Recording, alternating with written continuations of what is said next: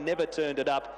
And third at the line goes to Better Go Lightly. Won't be a great margin, Matt, but he was doing it nice and easily, even though Dexter just gave him a little bit of a scare when the second horse loomed up within about a neck of the winner, but was never really looking like it was going to get him.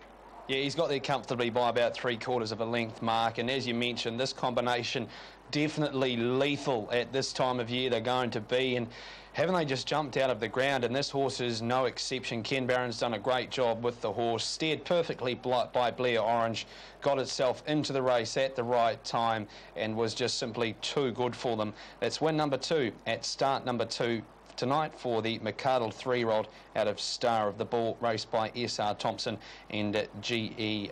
Dickey. Another nice win to keep ticking over the premiership table for Ken Barron and Blair Orange in race number 1. Fiery Luster good in second, I thought. Yes, Mark.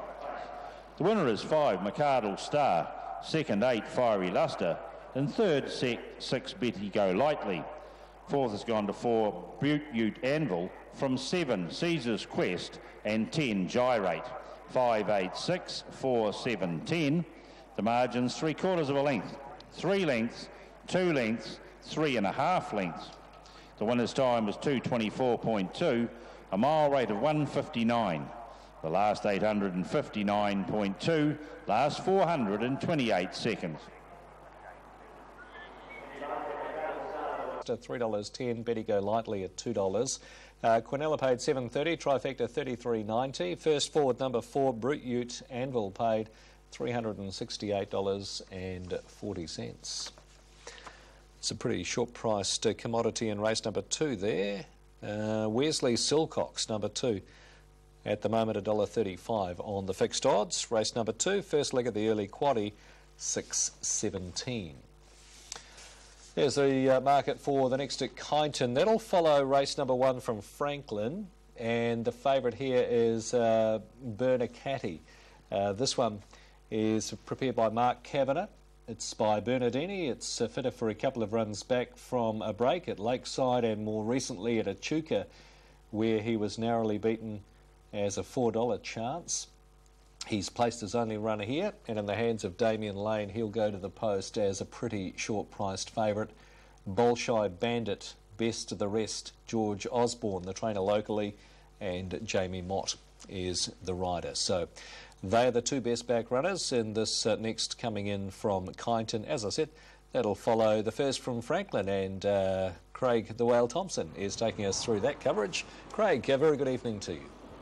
Yeah, very good evening to you, DA, and welcome viewers to Alexandra Park. The Franklin Trotting Club meeting here tonight in blustery conditions, DA, running to a pretty stiff headwind into the home straight, and let's hope that wind decreases as the night progresses. But overhead, we've got fine conditions. The track's playing pretty fast at the moment. A couple of horses have been out there on the track, and yeah, I expect it to be pretty quick here tonight. Race number 1 is for the fillies and mares. Favourite here is on the book, number 7, Cheers Kathy, $3.50 on the tote as well. Second favourite, Courtney John at $4 and $5.40 on the book, and third favourite, Better Keep the Faith from Barry Purden's barn at $4.50, $1.30. Of course, we've got a driver's challenge here at Alexandra Park tonight. If we get a chance, we might bring that up. I had a look earlier in the market.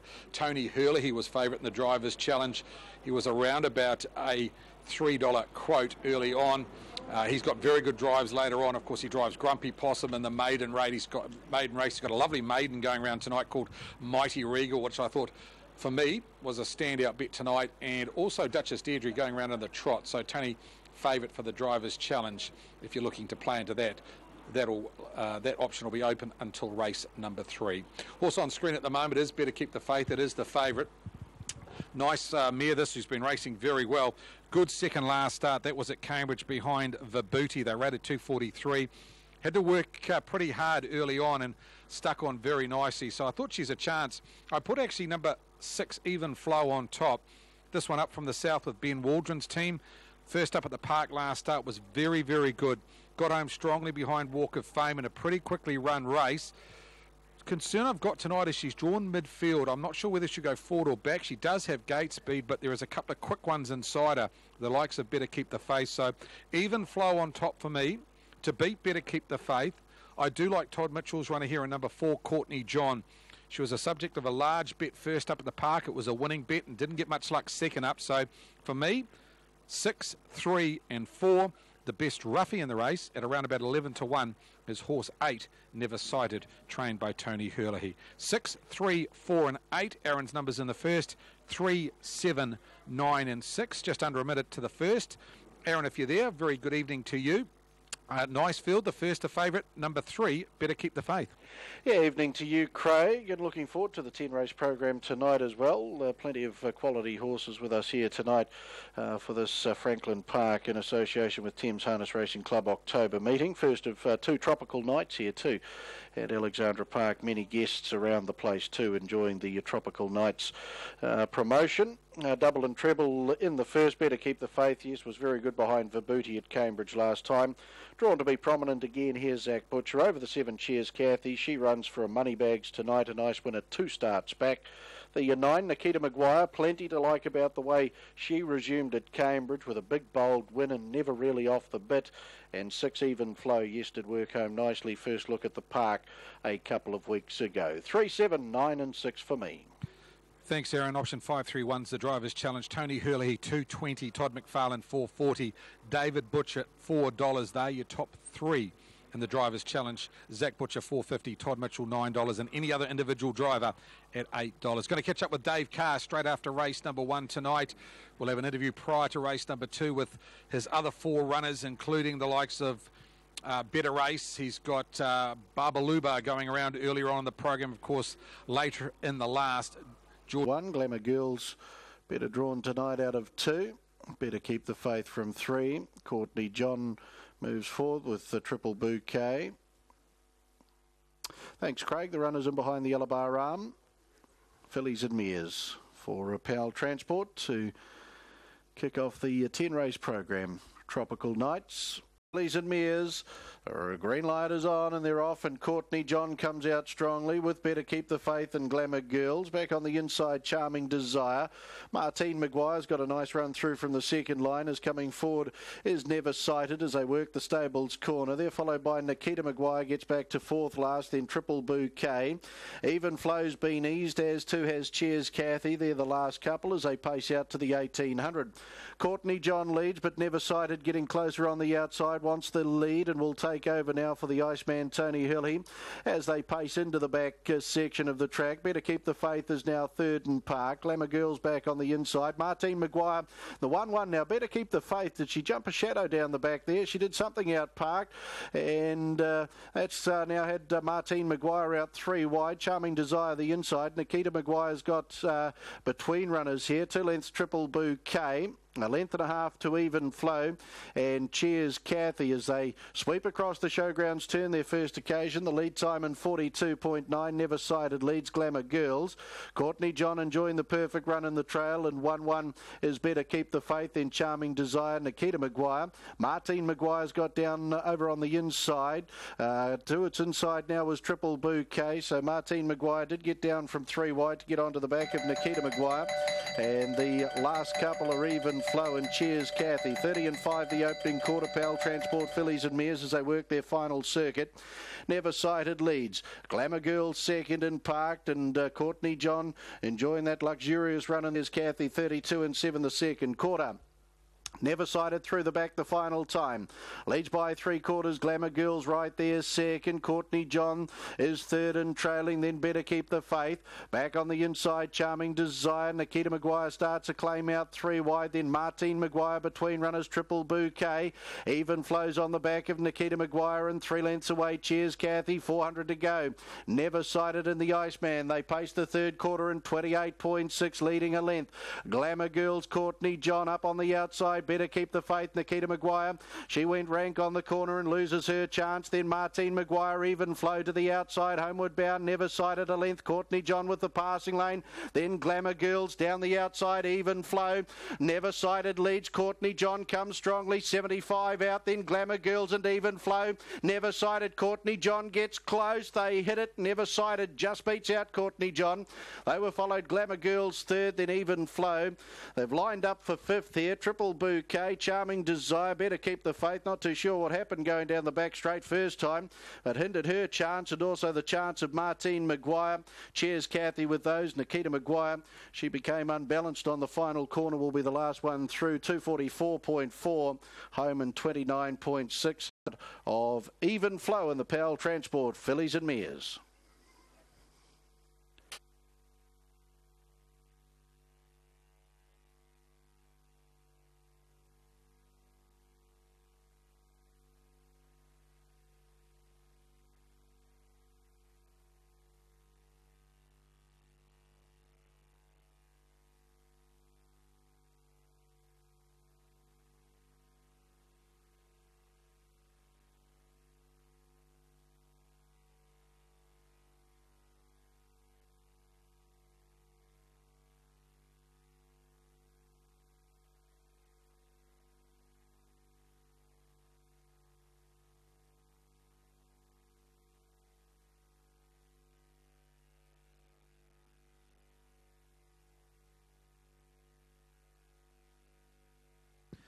Official placings, race 1, the Powell Transport Fillies and Mares mobile pace.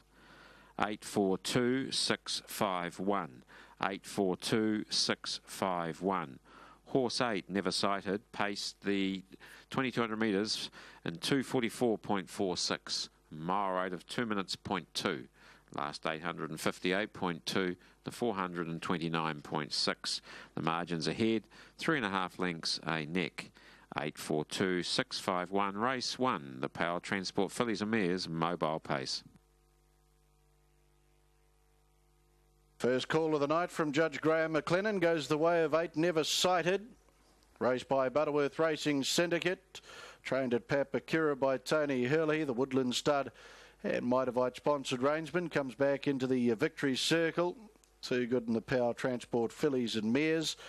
A Royal Majesty 4-year-old bay mare at a far-sighted, bred by J.O. Crooks. Pat Gubb down there, part of the victory celebrations for the Franklin Trotting Club. 4, Courtney John for second. McCardle, Cassie's Medley Bay 3-year-old filly for R.J. Dorr. Phil Burrows trained Fernside, Todd Mitchell.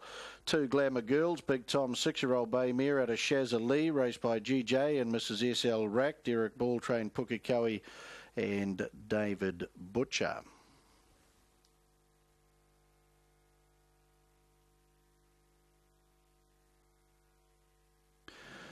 Number 8, Never Sighted, $13.90 and $2.50. $13.90, $2.50. 4, Courtney John, $1.80, $1.80. And 2, Glamour Girls at $5.90, $5.90. Quinella returns $21.50, $21.50. Trifecta $603, $603. The first 4, $3,716.30. $3,716.30. The carry forward through to race 2 in the first 4 of $1,709. So, well worth looking at a first 4 option race 2, the Franklin Long Roofing.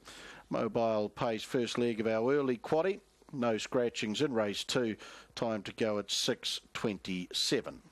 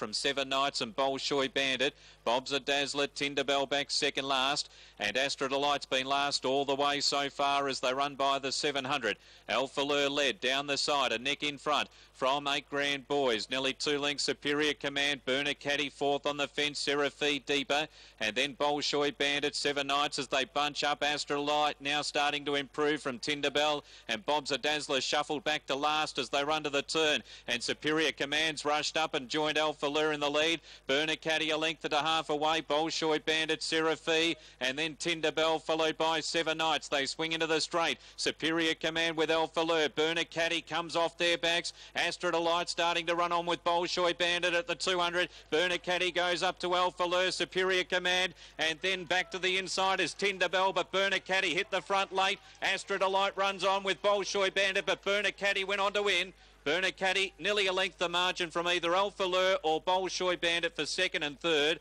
and a photo again for fourth, Tinderbell or Astra Delight. Superior Command was next in, and then Bob's a Dazzler, Seraphi. Dropping right out was 8 Grand Boys, and so too 7 Knights. They've been number 3 Burner Caddy, the favourite, will get the prize here in the Mark Kavanagh stable colours in the hands of Damien Lane. Close second and third, most prominent Alpha Lure number 1 and 6 Bolshoi Bandit. 3 photo 1 and 6 most likely there for the place getters in race number 4 from Kyneton. Race 5, first leg of the quaddie at 6:40. Back we go here to hat-trick for race number 4 on the card. And the favourite here is Hannibal Lecter at $2.80 the options, $2.30 and money back for the place. And Daryl, you might be able to help me out. Was Corborn Flow always scratched, or was it a late scratching? No, late scratching there. Daryl. Corborn Flow has come out. So we are down to a field of 7, and my understanding, I thought we were down to a third divvy, so just having a look on my computer here, and not too sure, but I'm sure Corborn Flow did come out late, so I'll just get that checked out. But we are down to a field of 7 for sure. Hannibal Lecter off the inside. First box 1 today for Hannibal Lecter. Has seen box 2 on 2 occasions for 2 wins. And it should use the rail well, Hannibal Lecter. And I'll give that a very good chance as well. Coming up just a scratching here, so maybe it was before time Corborn Flow. Corborn Flow, a late scratching there. It was. Was it not passed through? No, so just getting that information through from our Racing Integrity team. It was a late scratching. So not too sure on the 3 divvies here, but we sure there is the 3 divvies, so yes. Hannibal Lecter anyway, off the inside favourite. I do like Super Zip Zip out there in box 7. Has looked good in 3 runs on this track so far. I thought the run for third at the Manawa 2 Mondays ago was a solid performance, and ran a good race here 3 starts ago for second. That was from box 1, and has to get around them today, Super Zip Zip. So I do give that a good hope. We'll probably need to jump though. Can't see it working through the field. We'll need to get around them early. And other chances here, the 4 Flying Blake, forget the run last time out. But the run prior here on the 12th of September was a good effort there for Leanne Bell, finishing up in second. And if he can bring that performance along today, Flying Blake, good each way value, 650 and 270. As You Dreams, my other selection here, is coming up from Class 2, but it has come up in grade on a couple of occasions so far in her career, and she has performed quite well, so bringing up that winning form from Monaco. We'll see what As You Dreams can do back up in Class 3 company. Just You Wait took that fall last time out. He's had a month off too, but get over that. Spot on Maggie for Andy Ganzich, and Vinnie Baxter come into box 8. So all locked away now for the JP Print Batoni for the Class 3 sprinters. Favourite off the inside, Hannibal Lecter, first box 1 today for him. But he's just about there, ready. And racing a bit slow, Hannibal Lecter showing good speed. As Your Dreams is going to go through to the lead now. Hannibal Lecter looks to drive through around the outside. Spot on Maggie, or just finding trouble there. Spot on Maggie going right back in the field down with the Flying Blakes also got back, and just up ahead, and now is Just You Wait also back there. Vinnie Baxter, they go for home. Hannibal Lecter's got to the lead and comes away to beat As Your Dreams. Then we go to Super Zip Zip. We'll grab that third placing, very close here for fourth, and not a great deal there between Just You Wait and Spot on Maggie. And just in behind here we had Vinnie Baxter and Flying Blake also copped a bit of that trouble when Spot On Maggie also came back. Hannibal Lecter, first box 1 today. Wasn't the fastest away, but drove up hard on the inside as Azure Dream straight to the front. But the gap stayed open there for Hannibal Lecter and was unable to get through. And it got through there from Azure Dreams. Trouble back in the field. Spot On Maggie found a bit of trouble. And getting through for third, Super Zip Zip. They got away on the rest of the field. Headed up by Just You Wait, who will grab that fourth placing. But nice performance here. The numbers will be the 1, 3, 7 and 2. As we take a look at that head on, Azure Dream showing very good speed. Left the gap open though. That was the key there for Hannibal Lecter. And he's now unbeaten. Remains unbeaten from the inside 2 traps. And has been in the money on all occasions from the inside 3 traps. 17.98 the time. And just grabbing the margins, 2 lengths, 1 by 5, and that run home 10.86. So back to you now, Daryl. And Hannibal Lecter wasn't the fastest away, but the gap stayed open and has got the punters, the favourite punters, through here in the 4th.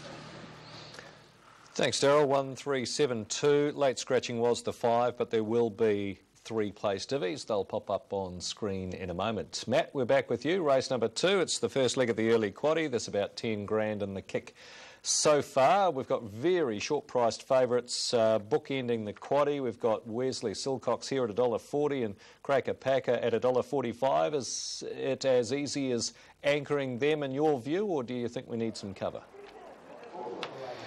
Well, I thought just maybe fresh up here, Wesley Silcox may be vulnerable. He hit the line well in his trial. If you're playing the quaddie, you'd maybe cover it with the horse on screen, Biomarinus. We're going to hear from Mark Purdon very shortly.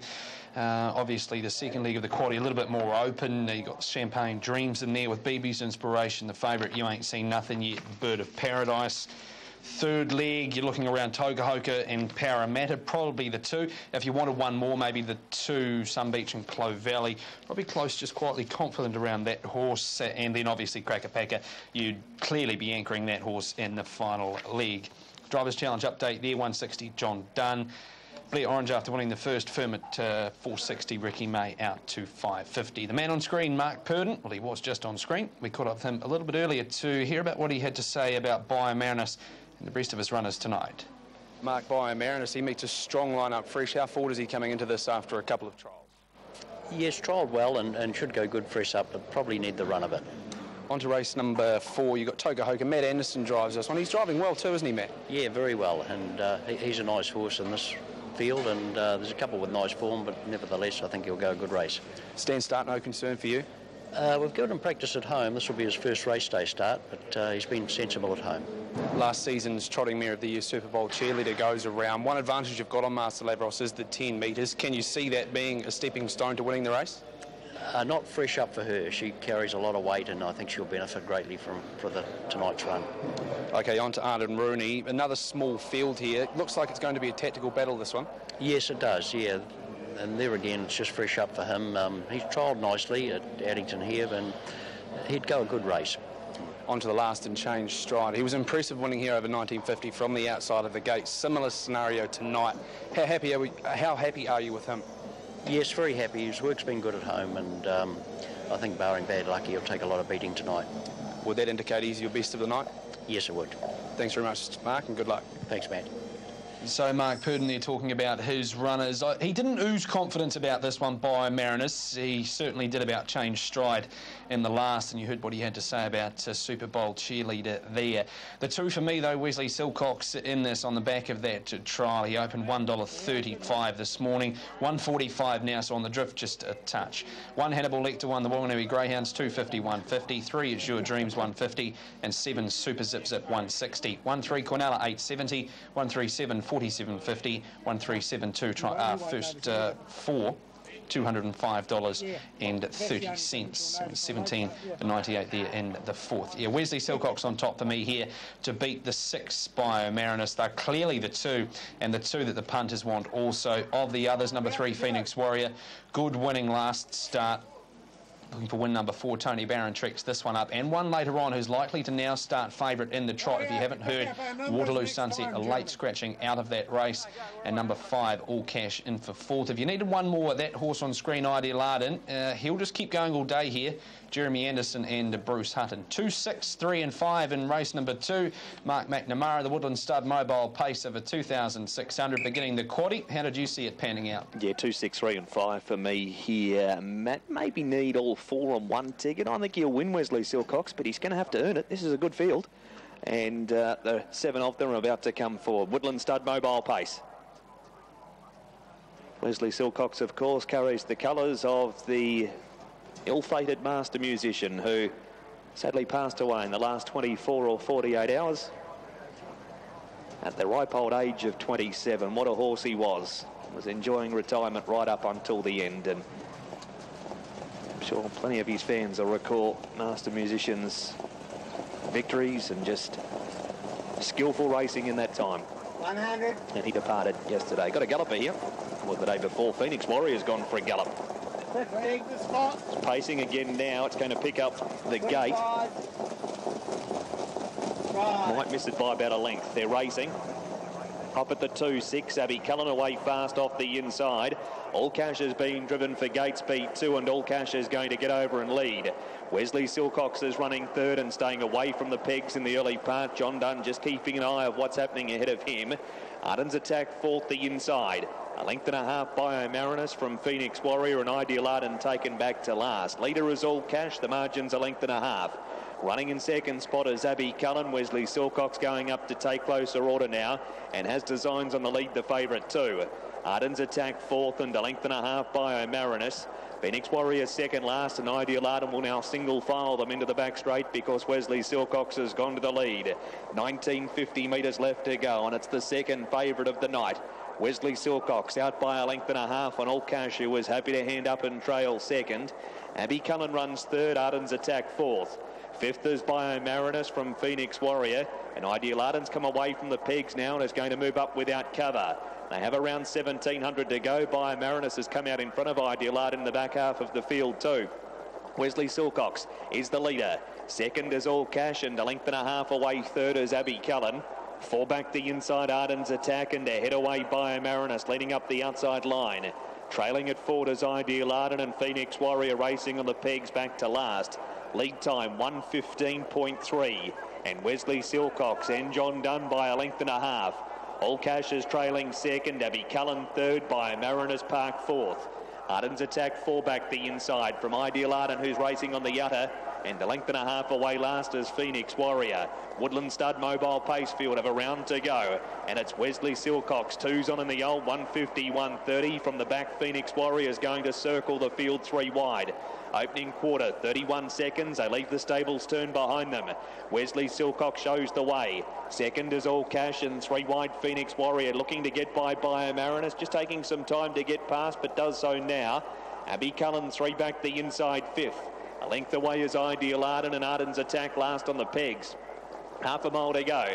Wesley Silcox carts them to the back by a length over Phoenix Warrior. All Cash is running 3rd. Will wait use of the Stunning Cullen at Pineleaf Farm passing lane.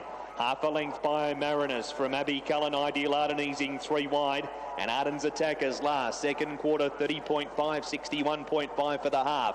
550 metres to go. Wesley Silcox leads. 3 wide Ideal Arden's gone up outside of Phoenix Warrior. Leaders back is All Cash from Bio Marinus, Abby Cullen, and Arden's Attack. 400 metres to go. Wesley Silcox half a length on Phoenix Warrior. Ideal Arden hard at it. All Cash waits to come through. Bio Marinus pocketed by Ideal Arden from Abby Cullen. Third quarter 29.5. The headwind has gone too. And as they turn for home, Wesley Silcox leads. A length and a half Phoenix Warrior. All Cash the inside from Bio Marinus. 100 metres to go. Favourite looks the goods. It's Wesley Silcox in front. Bio Marinus zipping into second from Phoenix Warrior. Wesley Silcox by 1. Beat Bio Marinus, Phoenix Warrior and All Cash. And then Ideal Arden, Abby Cullen, and last in goes to Arden's Attack.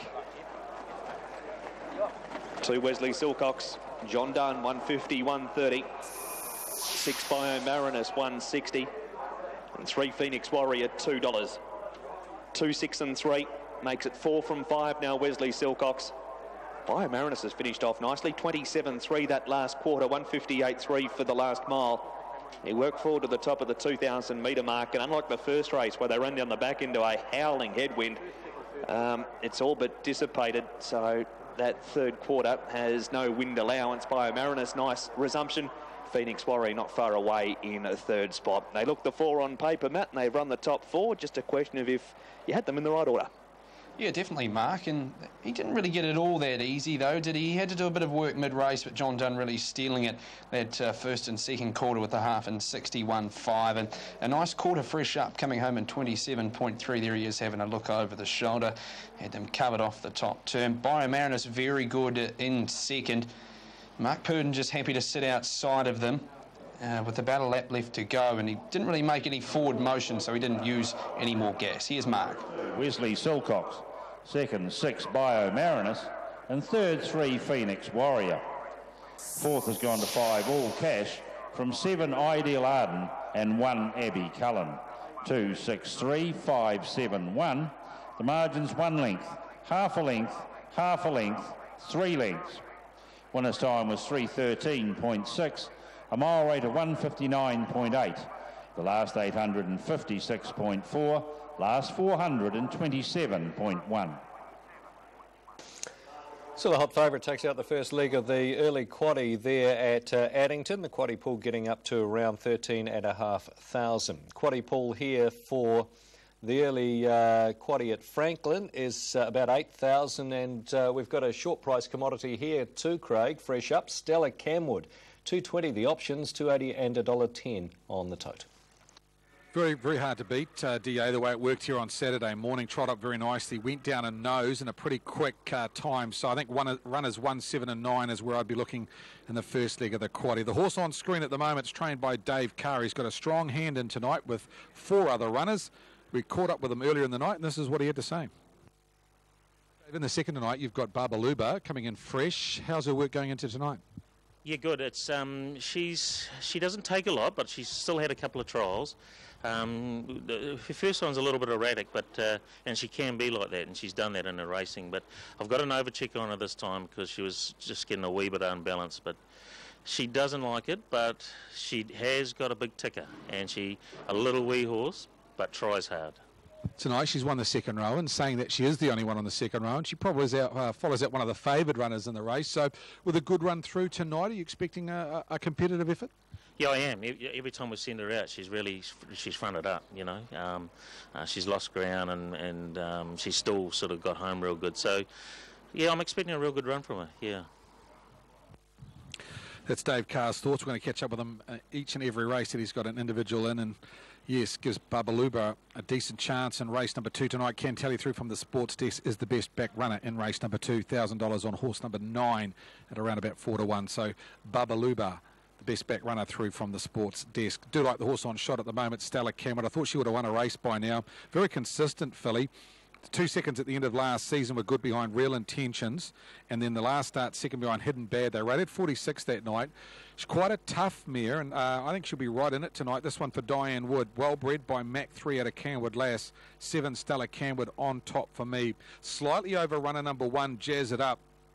Watched her work at Pukekohe a fortnight ago. Got well and truly towelled up by Strike the Gold, who won that trial by about 11 lengths, but wasn't a bad run in running second. Now she comes up with a nice draw here from Barrier 1. This one, of course, owned by Stonewall Stud Limited. Stonewall Stud number 7 Syndicate, and I thought Jazz It Up from the inside, out of Twist and Shout. Very big chance here for the Telfer Garlic team. Scotty Phelan driving well at the moment, has an inside draw. For me, 7 and 1. I put a 9 Babaluba as my third selection. And a filly that's probably hasn't got a lot of disclosed form, but trialling quite nicely is number 3, Forever an Angel, would be the best roughie in the race. So I mark them 7, 1, 9 and 3. Aaron, similar numbers, 7, 3, 9 and 1 as I come to you, Aaron, a minute out from race number 2 tonight for the fillies and mares. And yes, she's a nice filly, Stella Cameron, and looked very good here on Saturday. Yeah, she put through a nice record through that first campaign, didn't she? The filly by Mark 3, Joshua Dickey for Diane Wood. So she goes on top, as you mentioned, put in a nice workout run recently as well over the 3, Forever an Angel. I think she'll be improved by a good run fresh up. That was in behind Heart of Dixie. Logan Hollis, as we understand that horse number 6, Dory D, is about to get some farrier work done over there just behind the muster point. So Kevin Crampton will be across there to work on Dory D shortly. 9 Bubbaloo Bar for me. She's been performing well at the workouts. Can certainly take this. David Butcher for David Carr.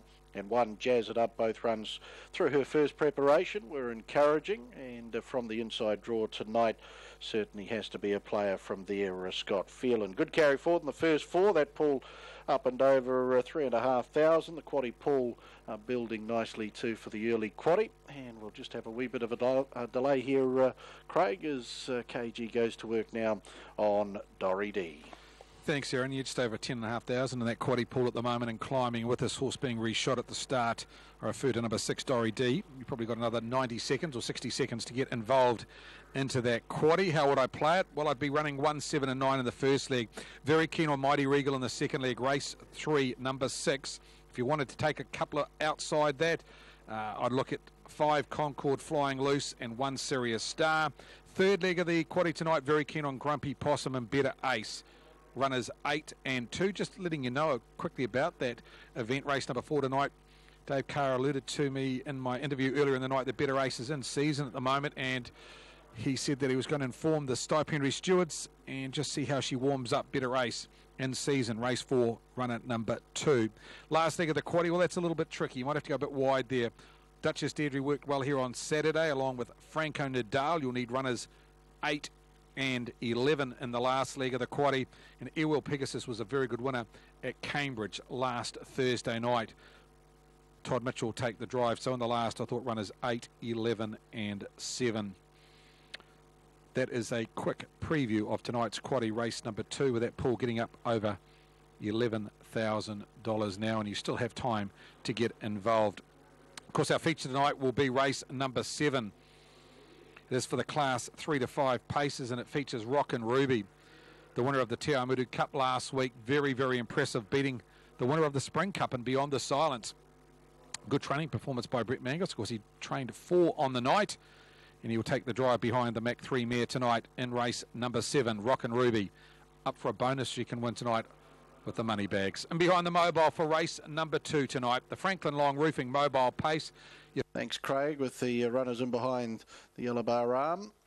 That's the Franklin Long Roofing Mobile Pace. Stella Camwood into odds on, $1.90. Horse number 7, resuming on a new campaign. 3, Forever an Angel. She's at $8.50. Jazz It Up, number 1, $5.70. Second favourite, number 9, Bubbaloo Bar, at $3.90. Into the lane they come. Franklin Long Roofing Mobile Pace. Starter Frank Phelan activates the green light. They're off. Getting out fast was Jazz It Up, so that's going to give a nice run through to Bubbaloo Bar from the second line. Coming forward is Ricky Bobby. Forever an Angel will take an early 1-1 position. Back on the inside, Foxy Cullen. That's been covered by Luna de Mile, a length and a half away to Dory D. Stella Camwood, the favourite. He's back to second last by Joshua Dickey, and back last will be Shipshape Stepper. They pace out to the 1,800 metres. In the first leg of the early quaddie, and Jazz It Up and Scott Phelan just wants to get on one rein as she works into the back. Leads by 2, Bubba Luba, Ricky Bobby third and parked. Foxy Cullen is 3 back on the inside. Forever an Angel 1-1. 2 lengths Luna de Mile, a length and a half away Dory D. Then Shipshape Stepper on the outside of Stella Camwood, the last pair. Lead time 45.1. So Jazz It Up leads to the end of the back straight by 2. Up on the outside parked is Ricky Bobby around Bubba Luba, who's secured that perfect run in the trail. Coming forward, Shipshape Stepper 3 wide as they sweep across the showgrounds turn around Forever an Angel and Foxy Cullen. Luna de Miles back in the field. Stella Camwood's on the back of Shipshape Stepper coming forward 3 wide. And back last as they work into the lane was Dory D. 1,200 to go. Franklin Long Roofing Mobile Pace, 32 and 2 the opening quarter. Jazz It Up leads. Shipshape Stepper on the outside, and Stella Camwood moves up strongly now to be outside inside the third favourite. In fact, looking to take over at the bell, and will do so as they work the stables corner. Then came Bubba Luba. Ricky Bobby is the next. Foxy Cullen to its inside. Then Forever and Angel Dory D. And Luna de Mile back at the tail. Stella Camwood takes over the Mark III filly, heading out to the 800 metres. Second quarter and 30 seconds neat. Jazz It Up now trailing away from the inside. Bubba Luba, Ricky Bobby 3 wide, 4 wide. Forever and Angel coming forward. Then Shipshape Stepper on the inside. Dory D, Foxy Cullen. Luna de Mile, the last 600 left to go. Stella Camwood pacing along fluently in front down to the 500 metres, turn off the back straight. Forever and Angel coming up strongly, 3 wide now to be second on the outside of Bubba Luba, the centre. Back on the inside, Jazz It Up, then Dory D. Out wider on the track then as they come to the corner was Ricky Bobby. There followed Foxy Cullen, Luna de Mile and Shipshape Stepper. Third quarter and 29.8. They balance for the run home. Stella Camwood a length and a half, Jazz It Up, Bubba Luba, Forever and Angel and Dory D. But Stella Camwood, she steps away nicely, 100 left to go. She's 3-4 lengths in front. Bubba Luba, Jazz It Up, Forever and Angel fighting out second. Stella Camwood, most impressive in her return. She wins by 3.5. Bubba Luba second. Jazz It Up for third. They were followed Forever and Angel. Then Dory D, she's got a nice race in for fifth. They were followed by Foxy Cullen, Luna de Mile, Ricky Bobby. And the last across, Shipshape Stepper in 2:45.9. Final quarter 28.6. Came round, got the lead at the 1,000 metres. Stella Camwood, the Mark III filly, and proves much too strong. Joshua Dickey very kind on her in the home straight. Nice run, Bubba Luba in for second, just edging past Jazz It Up, and Forever and Angel will be the fourth across.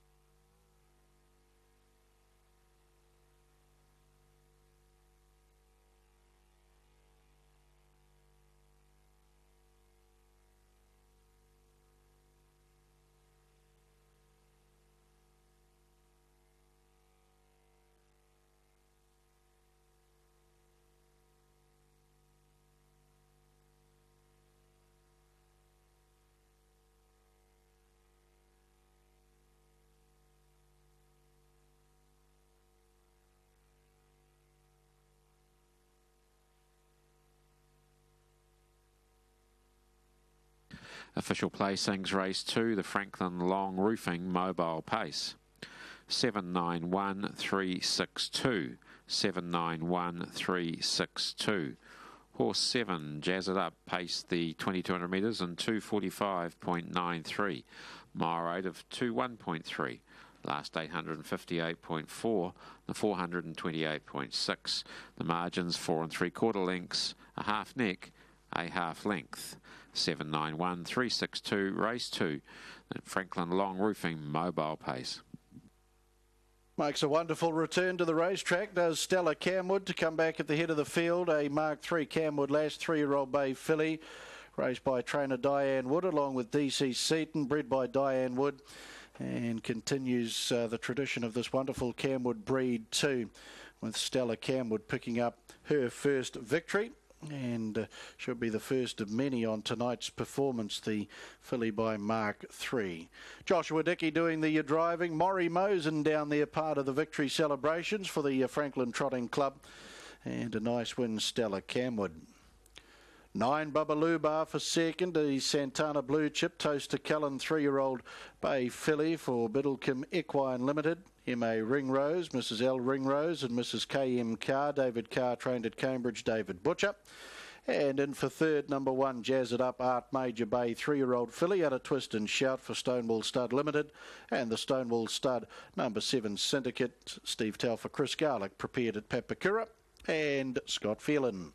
7 Stella Camwood, $1.80, $1.30, $1.80, $1.30. 9 Bubba Luba, $1.50, $1.50.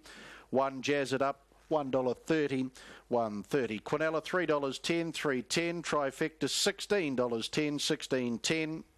First 4, $45.40, $45.40. 8 and 7 in the first double, $16, $16. 8, 9 concession, $9.10, $9.10.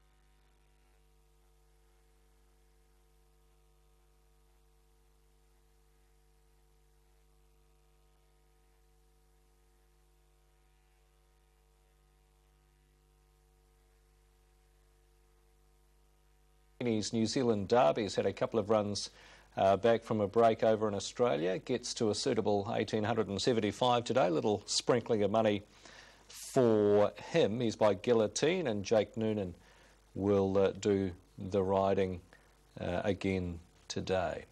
There's the result from Wanganui on screen, and TVN with us at Kyneton, quaddy leg number 1. So they're just milling behind the gates. There's still a minute and a half time of betting to remain.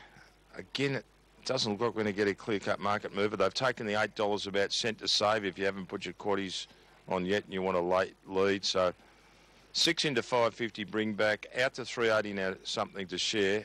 It's been their drifter. Adjust to 550 out to 6, then back to 550. Habitual offer 7 into 650, 8 into 7 late for cent to save. Scruff wins the 5th at Grafton, SPing at $7.50. Wins it with Scott Thurlow aboard, and she's a mare by Lonhro. Okay, starting to move in now. Now the late market mover, we have got one. It's just come through. Adjuster. In the last 2 minutes, it's been 6 into 480. Number 3, Adjuster, is our market mover here for the first leg of the quaddie. And something to share, like a lot of opening favourites, has just continued to drift here today, and it's out to $4. And Adjuster firms again to $4.60. All right, let's head up to Adam to call the first leg of the quad.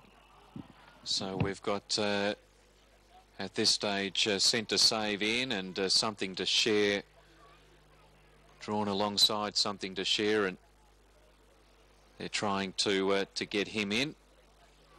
2 stablemates here. Darren Weir's team drawn the 2 inside barriers in this race. 360 Something to Share. Adjusters the late firmer on track. $7 is still a bit of overs there. That may trim up in the last 30 seconds of betting that we have remaining. 5.30 for number 1, Bring Back. Second up, getting up to this 1875 trip today. 6.80 Habitual Offender. 7.20 for 5th Century, a last start winner. 9.90 Magnitude, who's been scratched 2, maybe 3 times in the last couple of weeks. And Cent to Save, number 9, $7.90. So a few in the betting here. Quaddie first leg. They've got Something to Share in the stalls now. So these last few, get ready. Dreaming the Dream, Magnitude, Habitual Offender, Bring Back, Adjuster. They've all gone in. Here's Kugak King, resumes as in a new stable. I think he's won about 6 races on the Geelong Synthetic.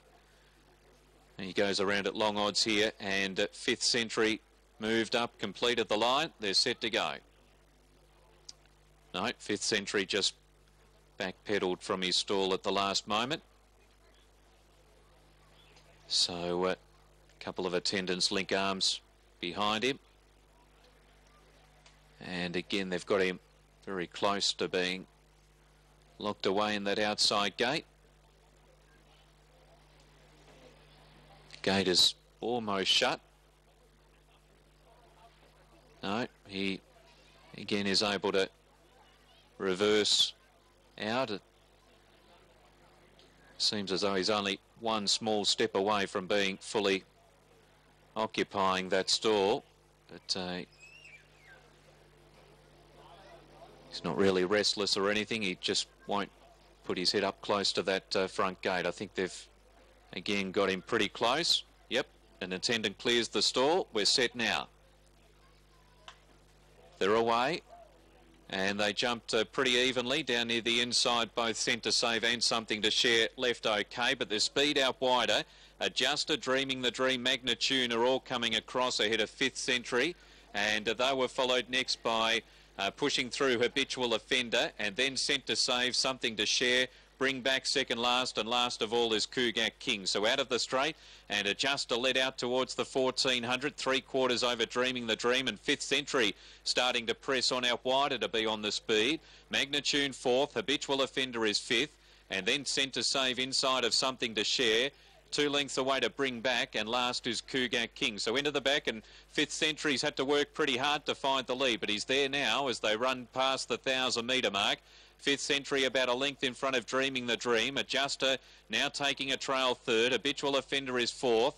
And then Magnitude in 5th position as they again attempt to back off the speed. Something to Share is next, just in front of his stablemate Cent to Save.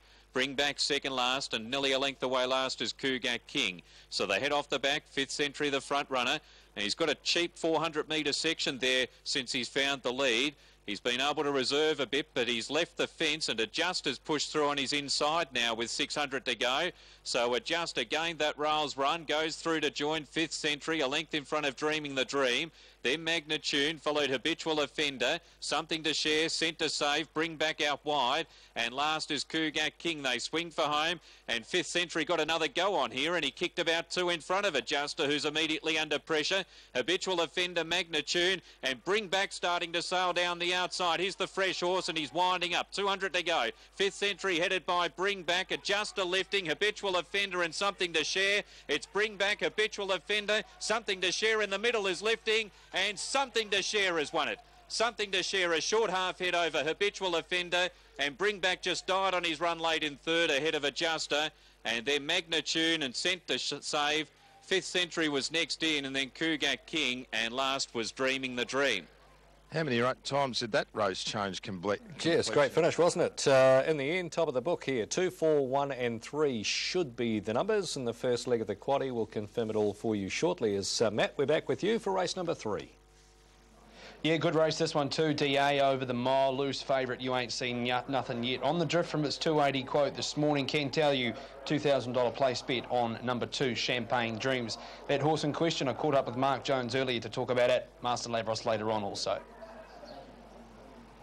Mark, a first starter in race number 3, Champagne Dreams, buyout major. What can you tell us about the trials? She's trialled up good each time, and trialled good last week. She probably will need tonight's run, but she's quite a speedy filly. She's still 6 months away from her best, but from a good draw over a mile, she's got to be a chance. On to race 5, you drive Supreme Gem for John McDermott. She's running good races, isn't she? Yeah, she's actually racing great, but just drawing terrible. So the outside the gate over a mile tonight makes it hard. But the way she's racing, she's probably a good each way chance. And on to race number 6, the horse everyone wants to know about, Master Lavros. Just looking at the workouts, he seems as though he's shot up a bit.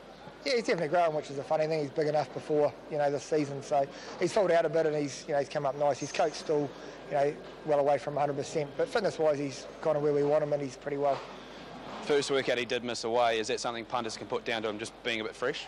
Yeah, he's a bit excited first time back on the track because he's trained on the beach. So it's always a 50-50 call with him. But as a rule, he's normally a good beginner. So hopefully tonight, he's going to be fresh first time back at the races. But, back on his 30 metres, it probably should help him. Safely through tonight. You're back here next week?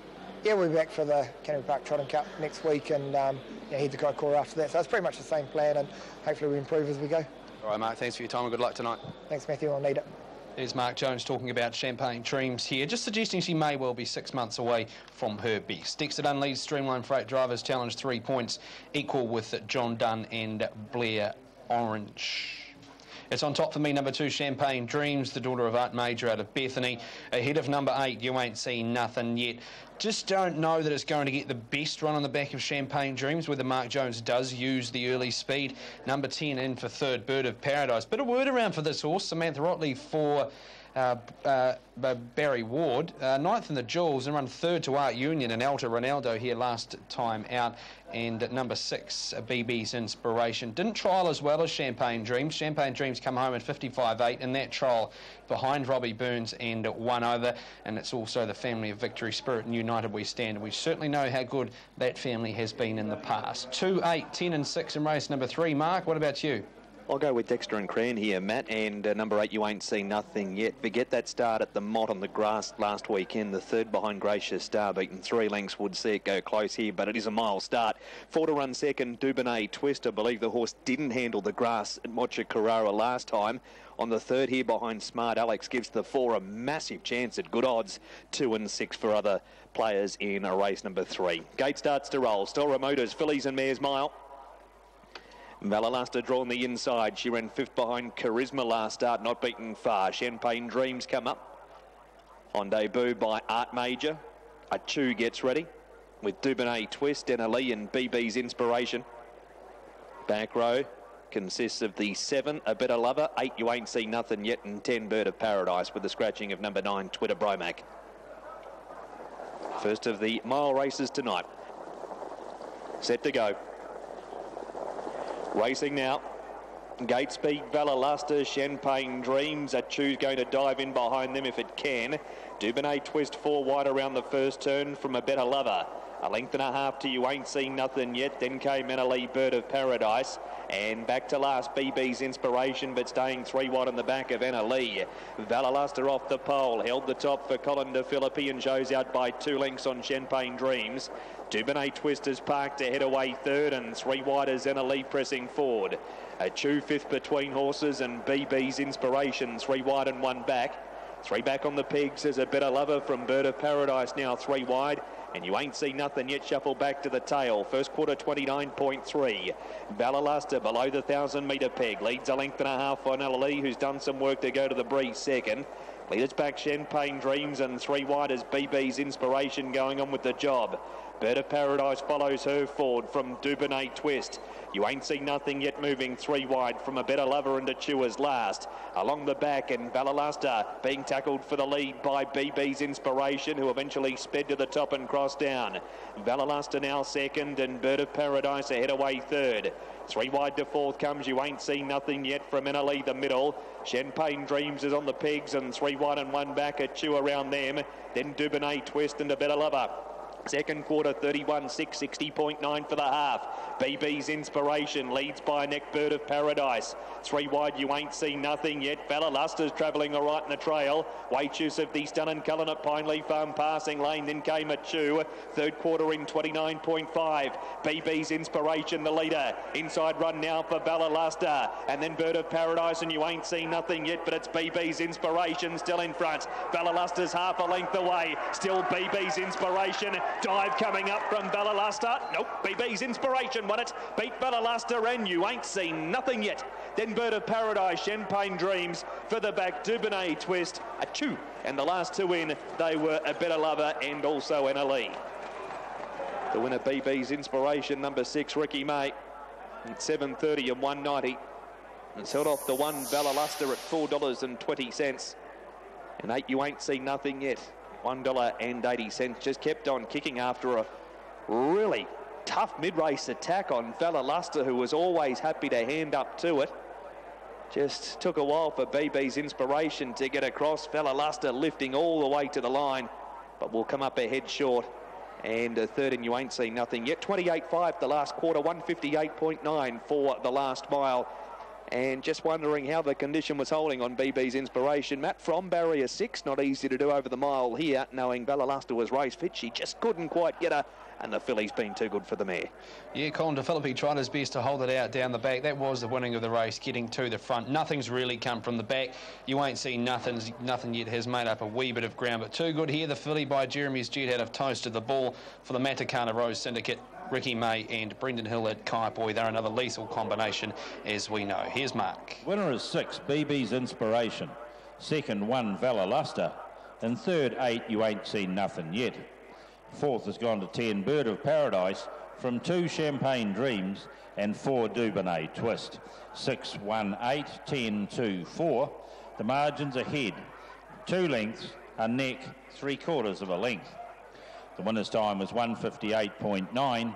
The last 857.6. Last 428.3. So, fresh up number 6, BB's Inspiration gets home for Ricky May at 7.30 at $1.90. That's race number 3 at the Met. Off to you, Craig, at Alexandra Park for race number 3 here, and maiden paces over the 22. I suggest to the viewers out there actually record this race, because I reckon there'll be 3 or 4 individual winners come out of it. I know there's only 8 runners, but 2 or 3 really smart maidens in here, and I refer to Mighty Regal, Concord, Sirius Star, and even Flying Loose from barrier number 4. Really nice horses that will go on to win races. The Art Master's not the worst. I'll give him an outside place chance. He's the horse on screen at the moment. He's probably near the outsider of the field. Dave Carr trains him. Earlier in the night I caught up with Dave, and this is what he had to say. Dave, in the third tonight, you've got the Art Master. He's drawn barrier 2, but it's a pretty strong maiden field tonight, isn't it? It is, and it was a little bit disappointing last week where when he sort of got in trouble about the 800-metre mark, but was travelling good at that time. So, but he may be the Cambridge-type horse, but we're going to see where we are tonight. He's drawn nice. I can see him following speed, and we'll just take a line through this run tonight. He paraded pretty well, the Art Master. He's got a nice draw barrier too, and what you've got to remember in this race, there is no second row coming through. Horse number 8, Tullow, starts from the unruly, only 7 across the front. And of course, Field of Courage is scratched, so no second row. So if Sirius Star got off the gate, the Art Master could possibly bang onto its back. Wouldn't be without a place chance. Runner number 2, I know it's got no form, but always shown a touch of ability. The horse on screen is my top pick, though, as we get that result from Addington. Runners 6, 1, 8 and 10 at Addington. BB's Inspiration 731.90 beat Valor-Luster 420. You ain't seen nothing yet at 180. Quinella trifecta 618 578.90. First 4 61810 $1,722, and the treble 5 2 and 6 25.80. Yeah, the horse on screen in the black colours. His name's Mighty Regal. I like him. I think he's going to do a very good job for Tony. A son of Stonebridge Regal. His qualifying run was very good, and then he trialled up nicely after that. His first up effort, you might look in the book and think, just a fair run to run 6, but that was in a very, very hot field, or 7th he was, behind the likes of My Kiwi Mate, and that field was Concord. It was a really strong maiden field, Sirius Star. A lot of these runners are coming out of that field, and he just over-raced a bit, Mighty Regal. I think if he can settle for Tony tonight, he's already trained and driven a winner in the first with Never Sighted at very good money, around about $10. I think Mighty Regal, my top pick at around about $4, I certainly would take that, and has been the best back runner in race number 3. I think they've had 2 significant bets on this runner, one at $2,000 and another one at $1,500. So Mighty Regal on top for me. The dangers at 5, Concord. He'll win races. He's a nice big bloke, son of Jeremy's Jet, trained by Dave and Claire McGowan. This one, I think, owned by the Carters, and they've always had a handy horse. 5, Concord. Put in 1 Sirius Star and stablemate 4 Flying Loose. I mark them 6, 5, 1 and 4, maybe 2 an outside place chance. Aaron, what does I come to you? I think it's going to be a very good form race, race number 3. It certainly will be. I went the way of Sirius Star, the son of Art Major. He comes out of that same race as Mighty Regal last time, and behind My Kiwi Mate, Stephen Reed gets a nice draw to work with tonight for Sirius Star, so hence why I'm with him at $3.50 and $1.30.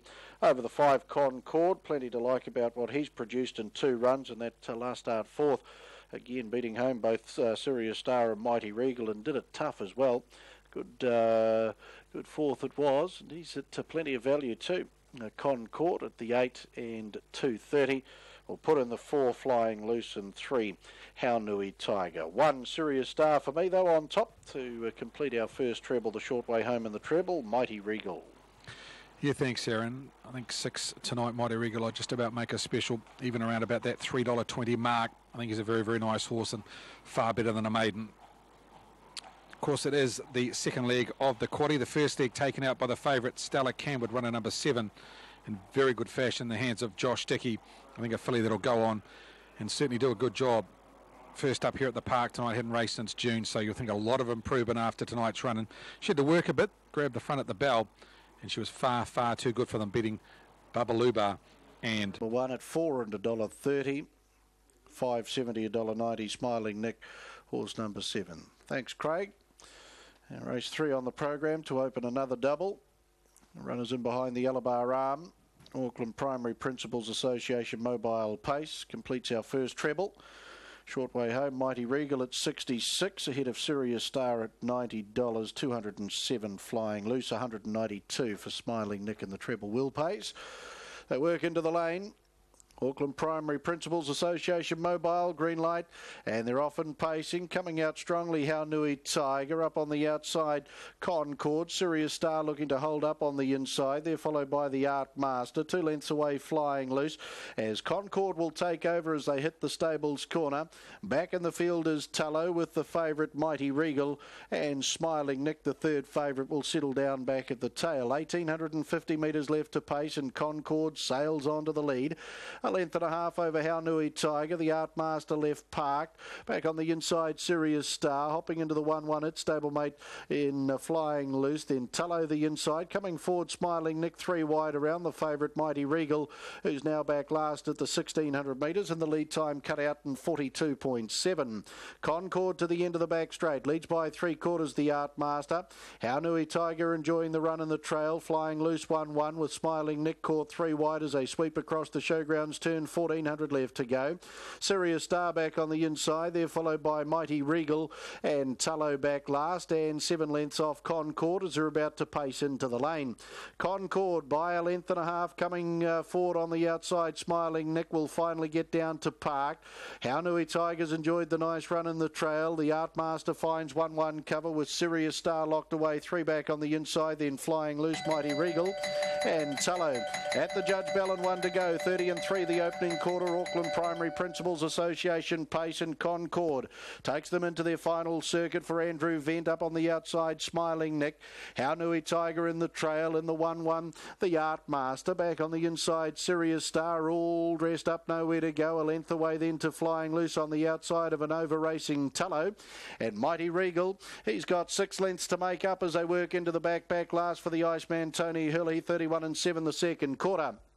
Through the back goes Concord, leading by a length over Smiling Nick and Haunui Tiger in the trail. In the 1-1, the Artmaster back on the inside, Sirius Star. They're followed by Flying Loose, Tullow. Mighty Regal, he's still been patiently handled out the back as they pace to the 400. Concord, quarter down the back in 30.1. Concord leads a length and a half. Haunui Tiger, here's Flying Loose and Mighty Regal starting their runs around Smiling Nick. Sirius Star waiting for an out on the inside. Homeward bound Concord over Flying Loose, a length and a half. Mighty Regal, there followed Haunui Tiger. Sirius Star's in the clear now as Flying Loose takes over from Concord. Mighty Regal, Sirius Star, Flying Loose in front. Sirius Star's going to flash late to get close to second with Mighty Regal, but Flying Loose in. Flying Loose gets the job done for Fergie. Second over Mighty Regal. Sirius Star flashes up for third. They were followed Concord, then Tullow.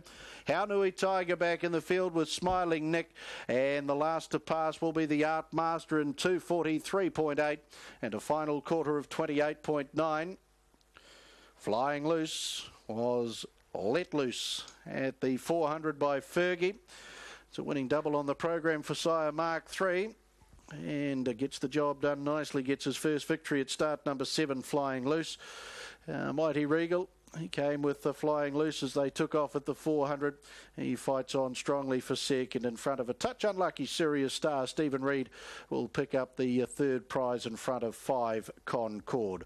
Auckland Principals, Primary Principals Association Mobile Pace to number 4, Flying Loose.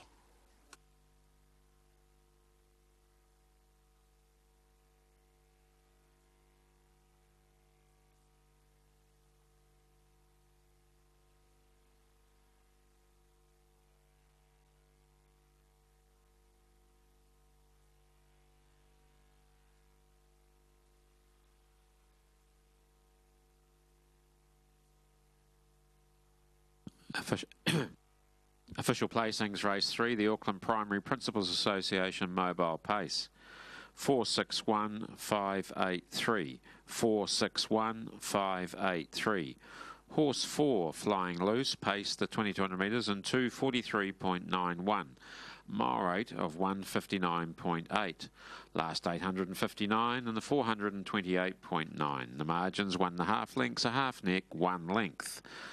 461-583, race 3, the Auckland Primary Principals Association Mobile Pace. Flying Loose back at the head of the field, into the victory circle he comes, the son of Mark 3, and Give It a Whirl Girl, a 4-year-old brown gelding, bred by Brecken Bloodstock Limited, raced by Ken and Karen Brecken, along with J.A. and Mrs. T.C. Screen, Eamong and Mrs. W. Ko Wee Hong. Congratulations to you. First win on the board, first photo on the wall at start number 7, and does it in fine fashion. Peter Ferguson doing the driving for Pukekohe trainers Stephen Reid and Simon McMullen. Sue Gibbon down there, part of the victory celebrations in the winner's circle with Flying Loose from the Auckland Primary Principals Association. 6 Mighty Regal in for second. Stonebridge Regal, 3-year-old bay colt out of Kitty Cat Anvil, raised by Mrs. M.V. Kearney along with S.W. Waters and A.T. Rolston. Tony Hurley, the trainer-driver out of Papakura. 1 Sirius Star, Art Major, 3-year-old bay colt out of Starlit Night, raised by R.N. Keldo, P.C. Boldar Dawkins and S.J. Reid. Stephen Reid, Simon McMullen, the trainers out of Pukekohe. Stephen Reid did the driving. 4 Flying Loose at $6.40 into $1.80, $6.40 $1.80. 6 Mighty Regal at $1.40, $1.40. 1 Sirius Star, $1.40, $1.40. Quinella, $11.80, $11.80. Trifecta, $73.73 in the first 4, $325.20, $325.20. The opening treble on the program, 8, 7 and 4, $207.70, $207.70.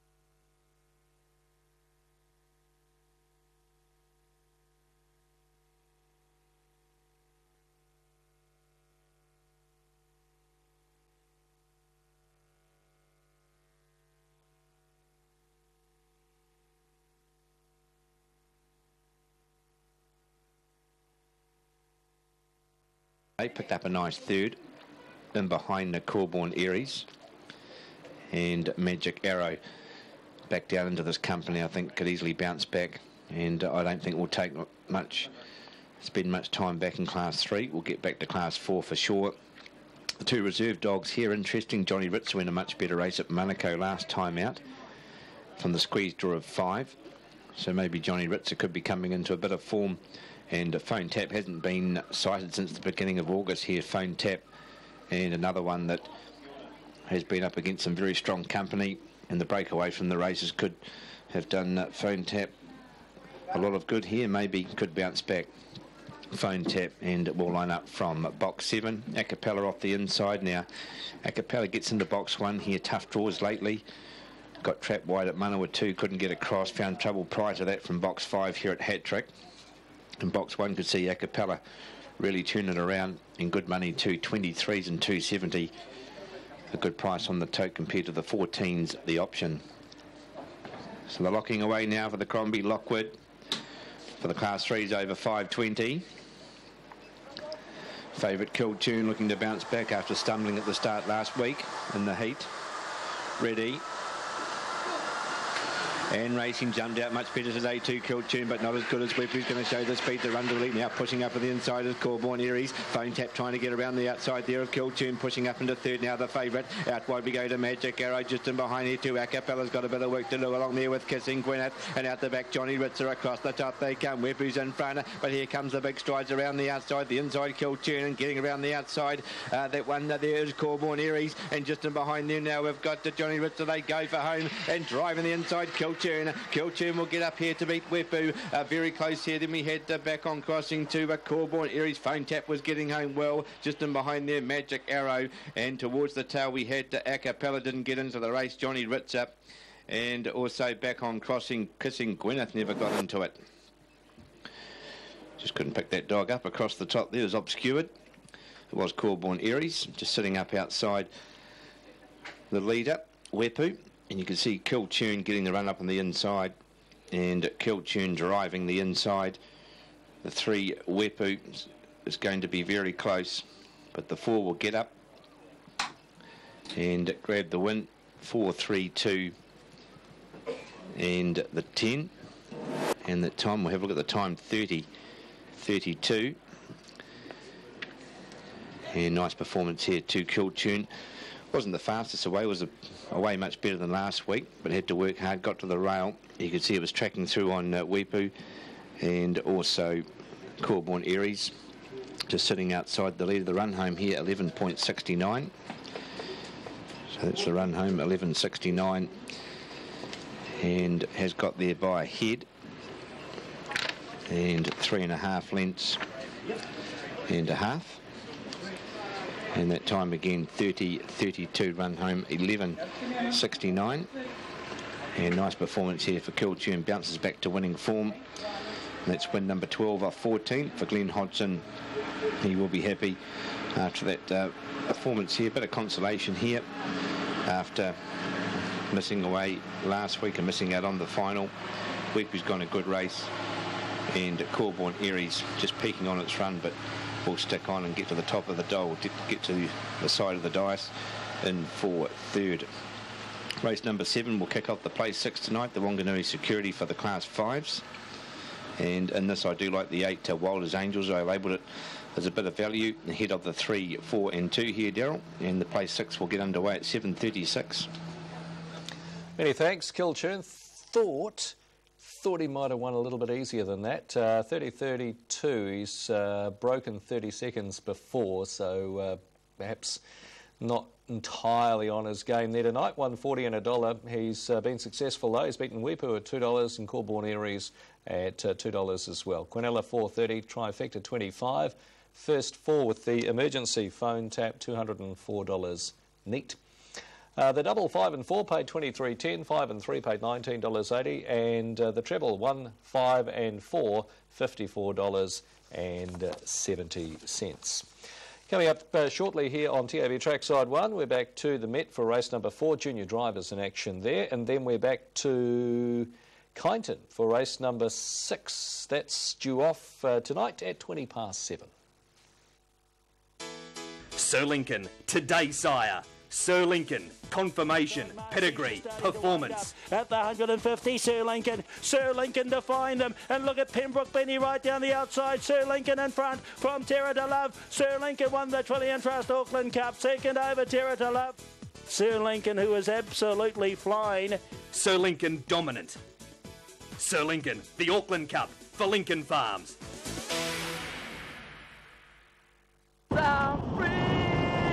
The box seat's back and cooking with gas. Give it a bit of lift. They swing for home now.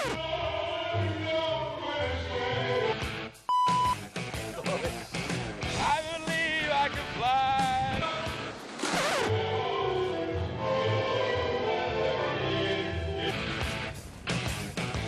Done. Stop cooking, lads.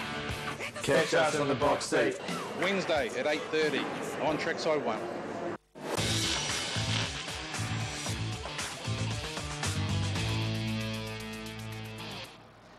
And welcome back to Addington Raceway. We're up to race number 4 here on the 10 race program. This is the Coca-Cola Amatil Pace over 2,600 metres, and the favouritism definitely going to lie between number 7 Toka Hoka and number 8 Parramatta. Toka Hoka the current favourite, 360-150, 281.35 option 804. Parramatta on the drift, opened this morning at $2.30 out to $3.30 and $1.50, $3.30, $1.60 on the fixed odds. Born in the USA, carrying support. Trent Leatherby having his first drive in the Crandell Getty colours. He's had 3 or 4 drives before. He's looking for his first winner.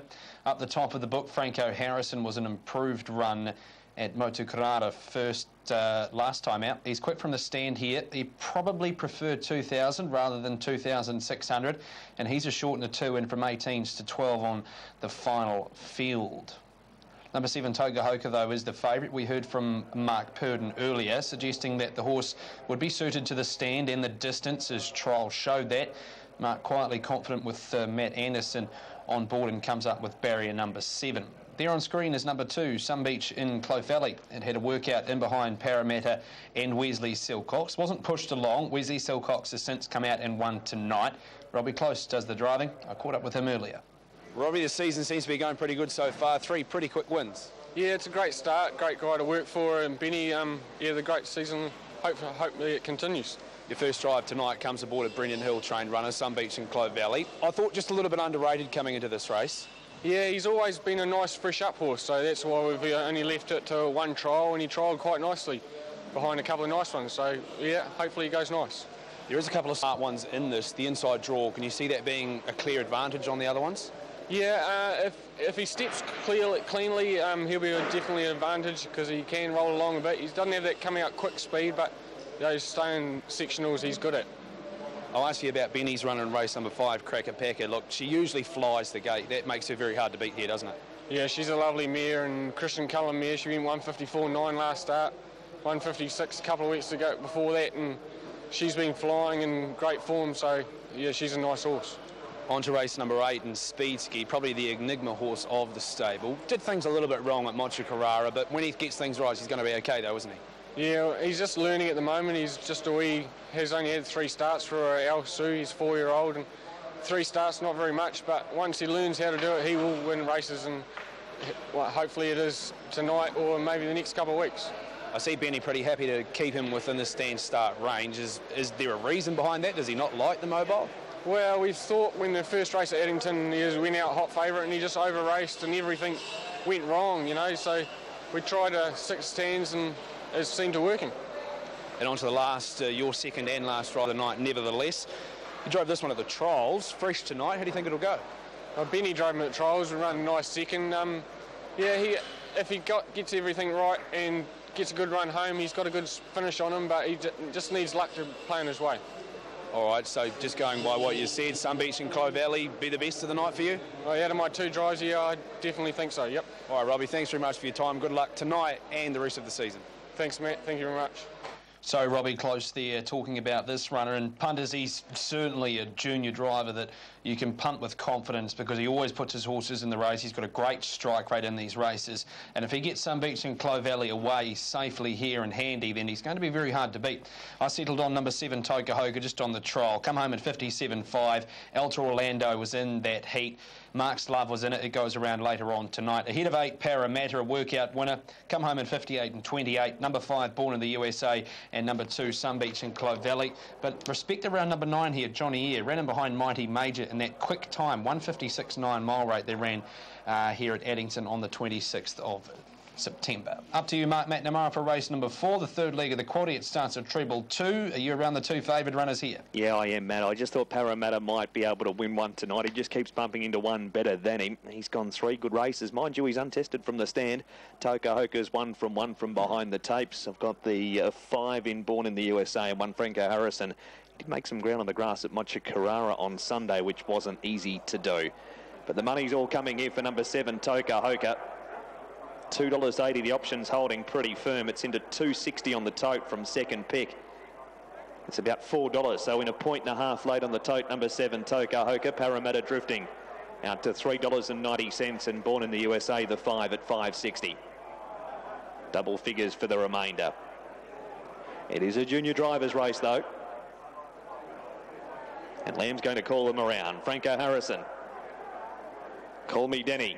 Born in the USA, Mr. Franklin and Sunbeach and Clow Valley. Got the resident Paradise Ducks lurking just inside the pigs on the home turn.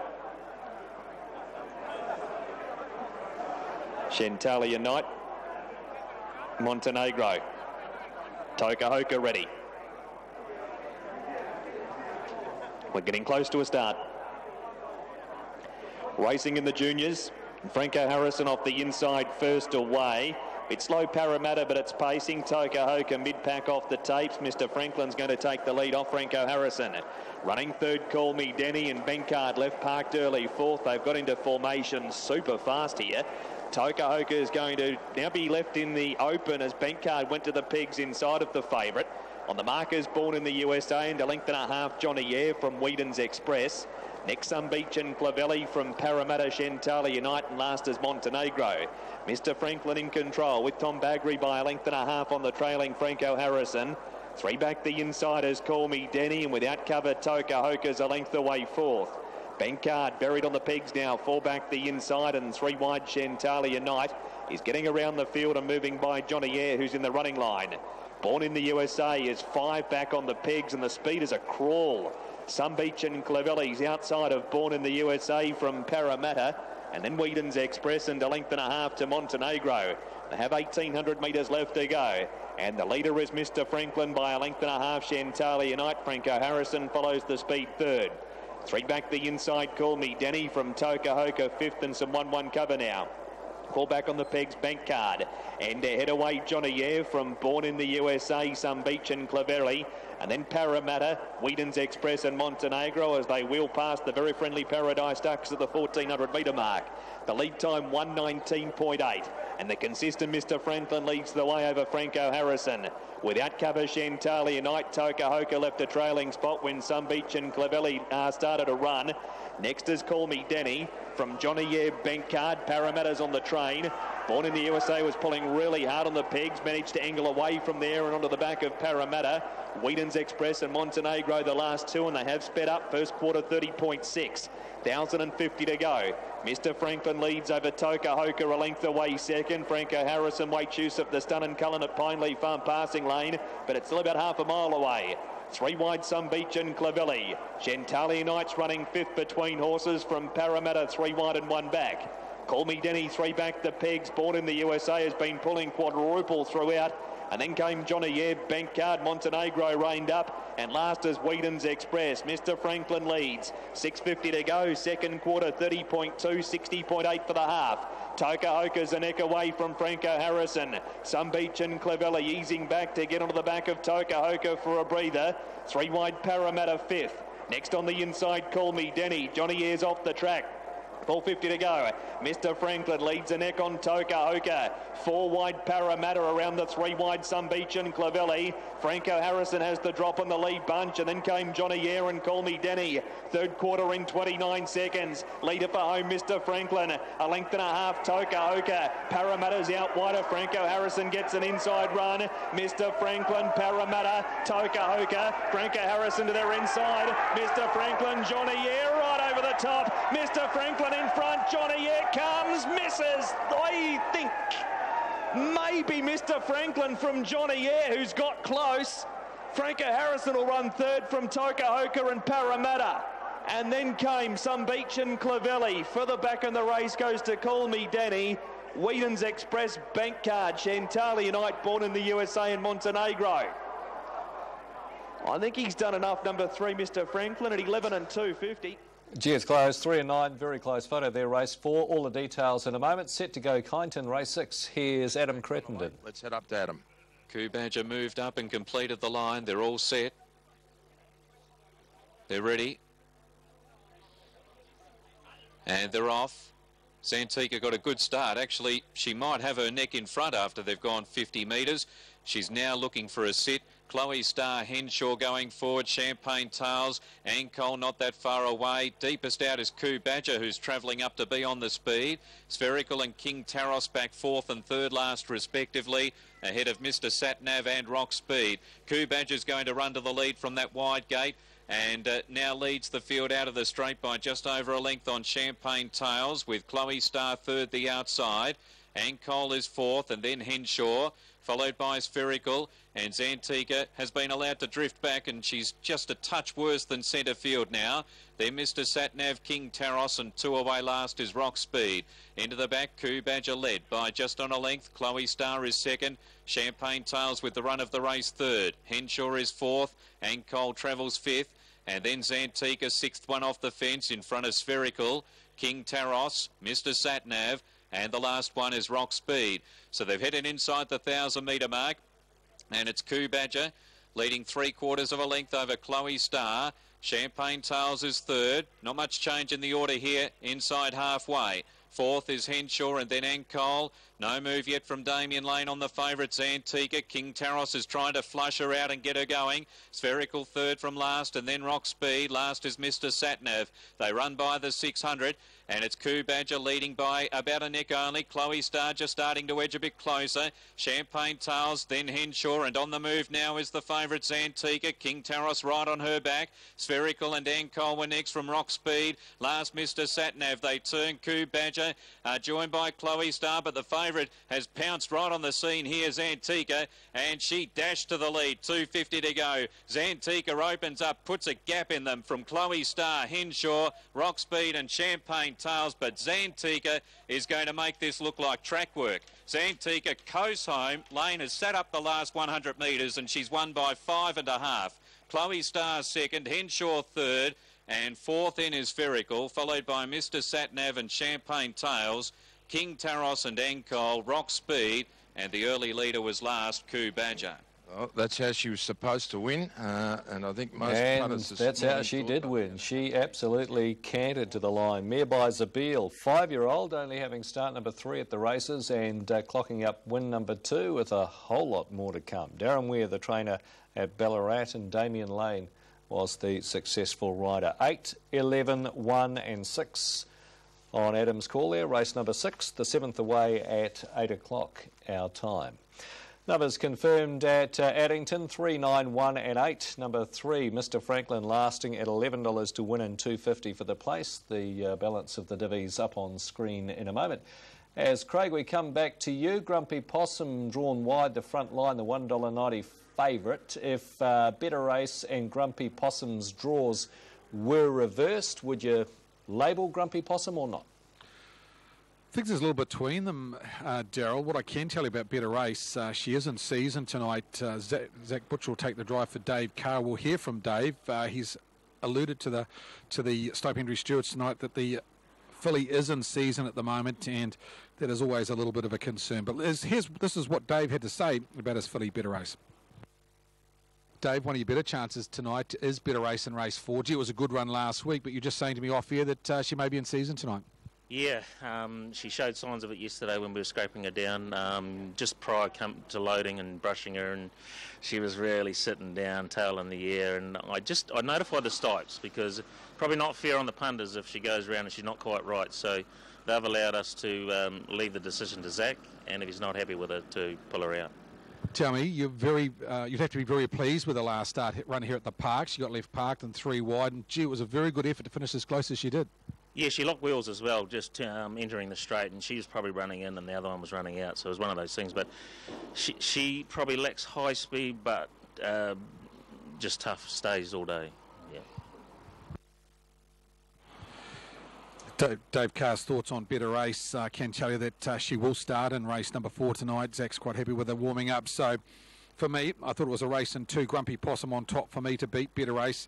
Grumpy Possum's 2 runs to date. First up was behind Nikita Maguire at Cambridge, had to sit parked out. Second up at the park, again had to sit parked out behind Heart of Dixie, and more than likely tonight may have to do the same thing again, but she's a lovely big scopy filly, this one by Artificial, trained by Brian Hughes for John Green, and I think she can break through for a maiden win tonight. 8. Grumpy Possum on top. 2 Better Race, very good last start. That was at the end of August. Beaten by Piece of My Heart. Had to do a lot of work in the running. A month between races is probably my only concern, but she did have a workout on Saturday and she's got the better draw tonight. So for me, it's a race in 2. 8 to beat 2. How do we find the try in the first 4? You've got to have 1 Strawberry Miss in, because when they leave the gate, that's your early leader, horse number 1. And outside those top 3, I thought the best roughie in the race is number 9, Posh. Trained by Derek Ball. David Butcher takes the drive. Just watching the videos during the week, this horse actually locked wheels at about the 150-metre mark last start at Alexandra Park, and it wasn't the worst run. So if you want a roughie in the race, horse number 9, Posh, following out Strawberry Miss, should get a lovely run through from the second row. So I marked them 8, 2, 1 and 9. Aaron's numbers 8, 2, 1 and 7 as I come to you, Aaron. Nice field this, but a couple of smart ones, and Grumpy Possum and Better Race, they look the 2. Yeah, I've gone the way of Grumpy Possum. Both those runs have been good to open her career, both from this drawer as well, from barrier 8. So it's not often that you have 3 runs to the races, Craig, and you draw 8 on all 3 occasions, but that's what's happened with Grumpy Possum. I think she'll overcome that tonight and win. I've made her a special over the 2 Better Race, who was very good resuming here back in late August. Zach Butcher. 1 Strawberry Miss was a good third down at Cambridge last week. And 7 Happy to Go, not the worst in the race. The Better's Delight filly, Scott Phelan, was a good run here. It was in behind Heart of Dixie, beaten just over 5 lengths. And its last appearance at the park went down to Cambridge.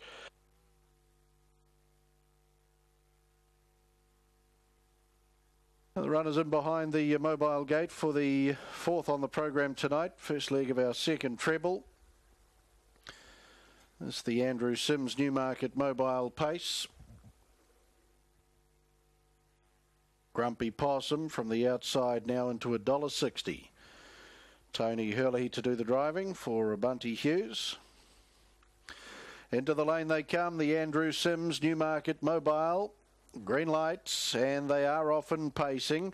And Better Race clears the Mobile strongly, as to the debutant Lancewood Clyde, and out wider coming forward Happy to Go, and Strawberry Miss back on the inside. She'll find the trail behind Better Race as they find the stables corner. Grumpy Possum caught 3 wide on the first bend. Back on the inside then to El Caesar, there followed by Arms of an Angel. Back in the field is Posh, and Extreme Carrot will be the last on settling. 1800 left to go. Second favourite Better Race leads the favourite Grumpy Possum, not for long as Hurley wants the front. Second favourite will race her into the back here as they work down to the 1650.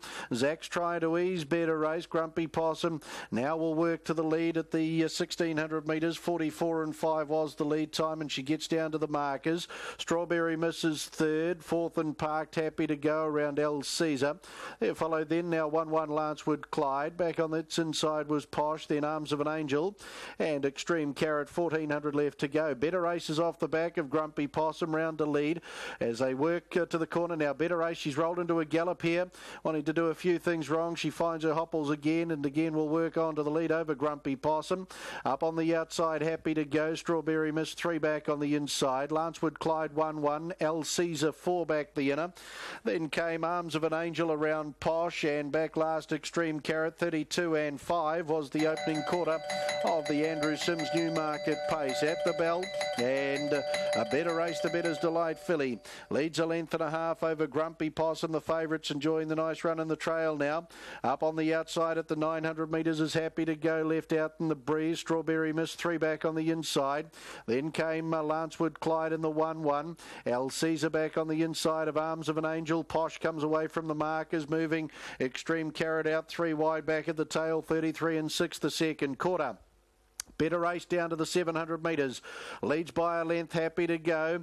In the trail is Grumpy Possum, 1-1. As they get down to the 550 metre mark was Lancewood Clyde.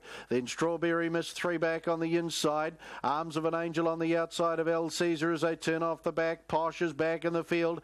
As to Extreme Carrot, 400 left to go. Third quarter completed in a neat 30 seconds. Better Race to bring them for home over Happy to Go. Grumpy Possum sweating the passing lane as the runs come out wider.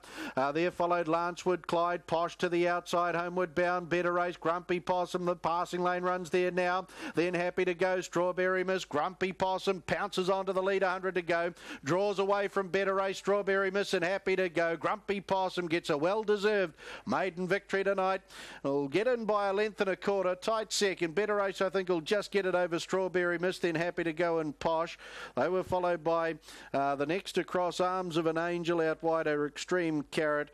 Then Lancewood Clyde back in the field, and El Caesar 249.9, 29.1 the run home. Comfortable victory for the artificial filly Grumpy Possum. 3 starts, gets her first victory, and does it in good fashion too. The Iceman picks up his second on the program tonight, after securing the trailing run behind the second favourite, who fights on bravely. Will just edge out Strawberry Miss for second, and Happy to Go. A nice run there to make up the first 4. Andrew Sims Newmarket Mobile pace to the favourite, number 8, Grumpy Possum.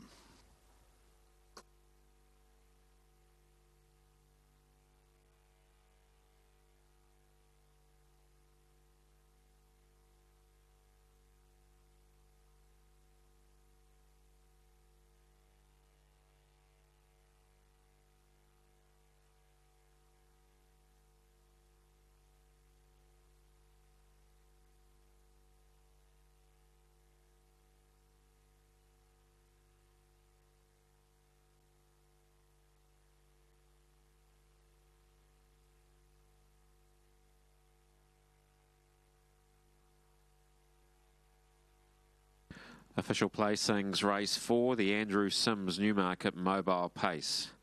821-796. 821-796. Horse 8, Grumpy Possum, paced the 2200 metres in 249.92. Mile rate of 24.3. Last 859.1, the 429.1. The margins, 1 1/4 lengths, a half head, 1 3/4 lengths. 8-2-1-7-9-6, race 4, the Andrew Sims Newmarket Mobile Pace.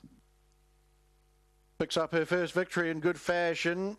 Grumpy Possum after 2 strong placings at Cambridge and here to open her career. Backs it up with a victory tonight. Tony Hurley, the Iceman, picks up his second victory.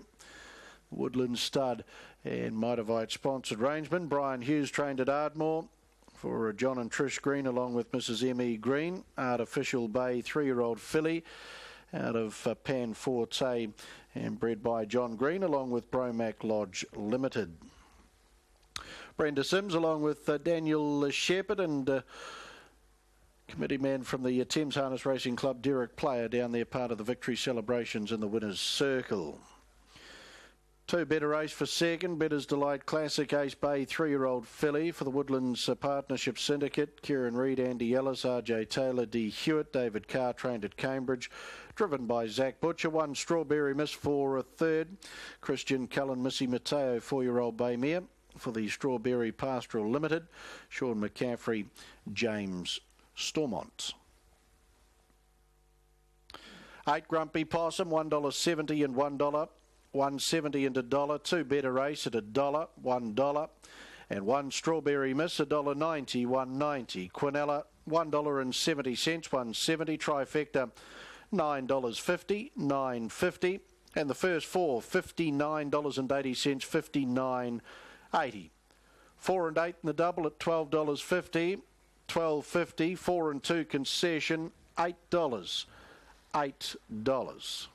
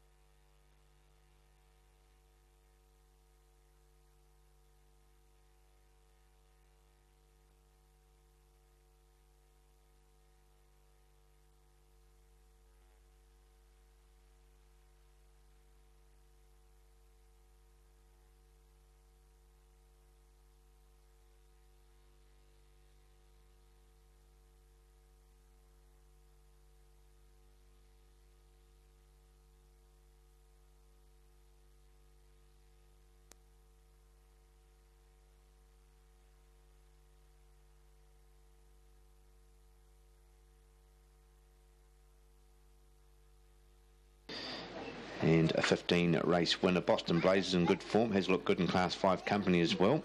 So we'll see what Boston Blaze can deliver. Tough box draw once again, had box 5, 7 and 4, so I'd like to see Boston Blaze get back down to the inside, but has had the squeeze draws lately, and once again will have to contest box 4. Caesar Queen's also been in good form in Class 5 company, picking up a good second and behind Winfield Black here last week. And Bitcoin comes into box 7, and the 2 runs in Class 5 have been pretty tough so far for her, and she gets a start here from box 7. So all locked away now for the Wanganui Security. Good luck with your place 6s.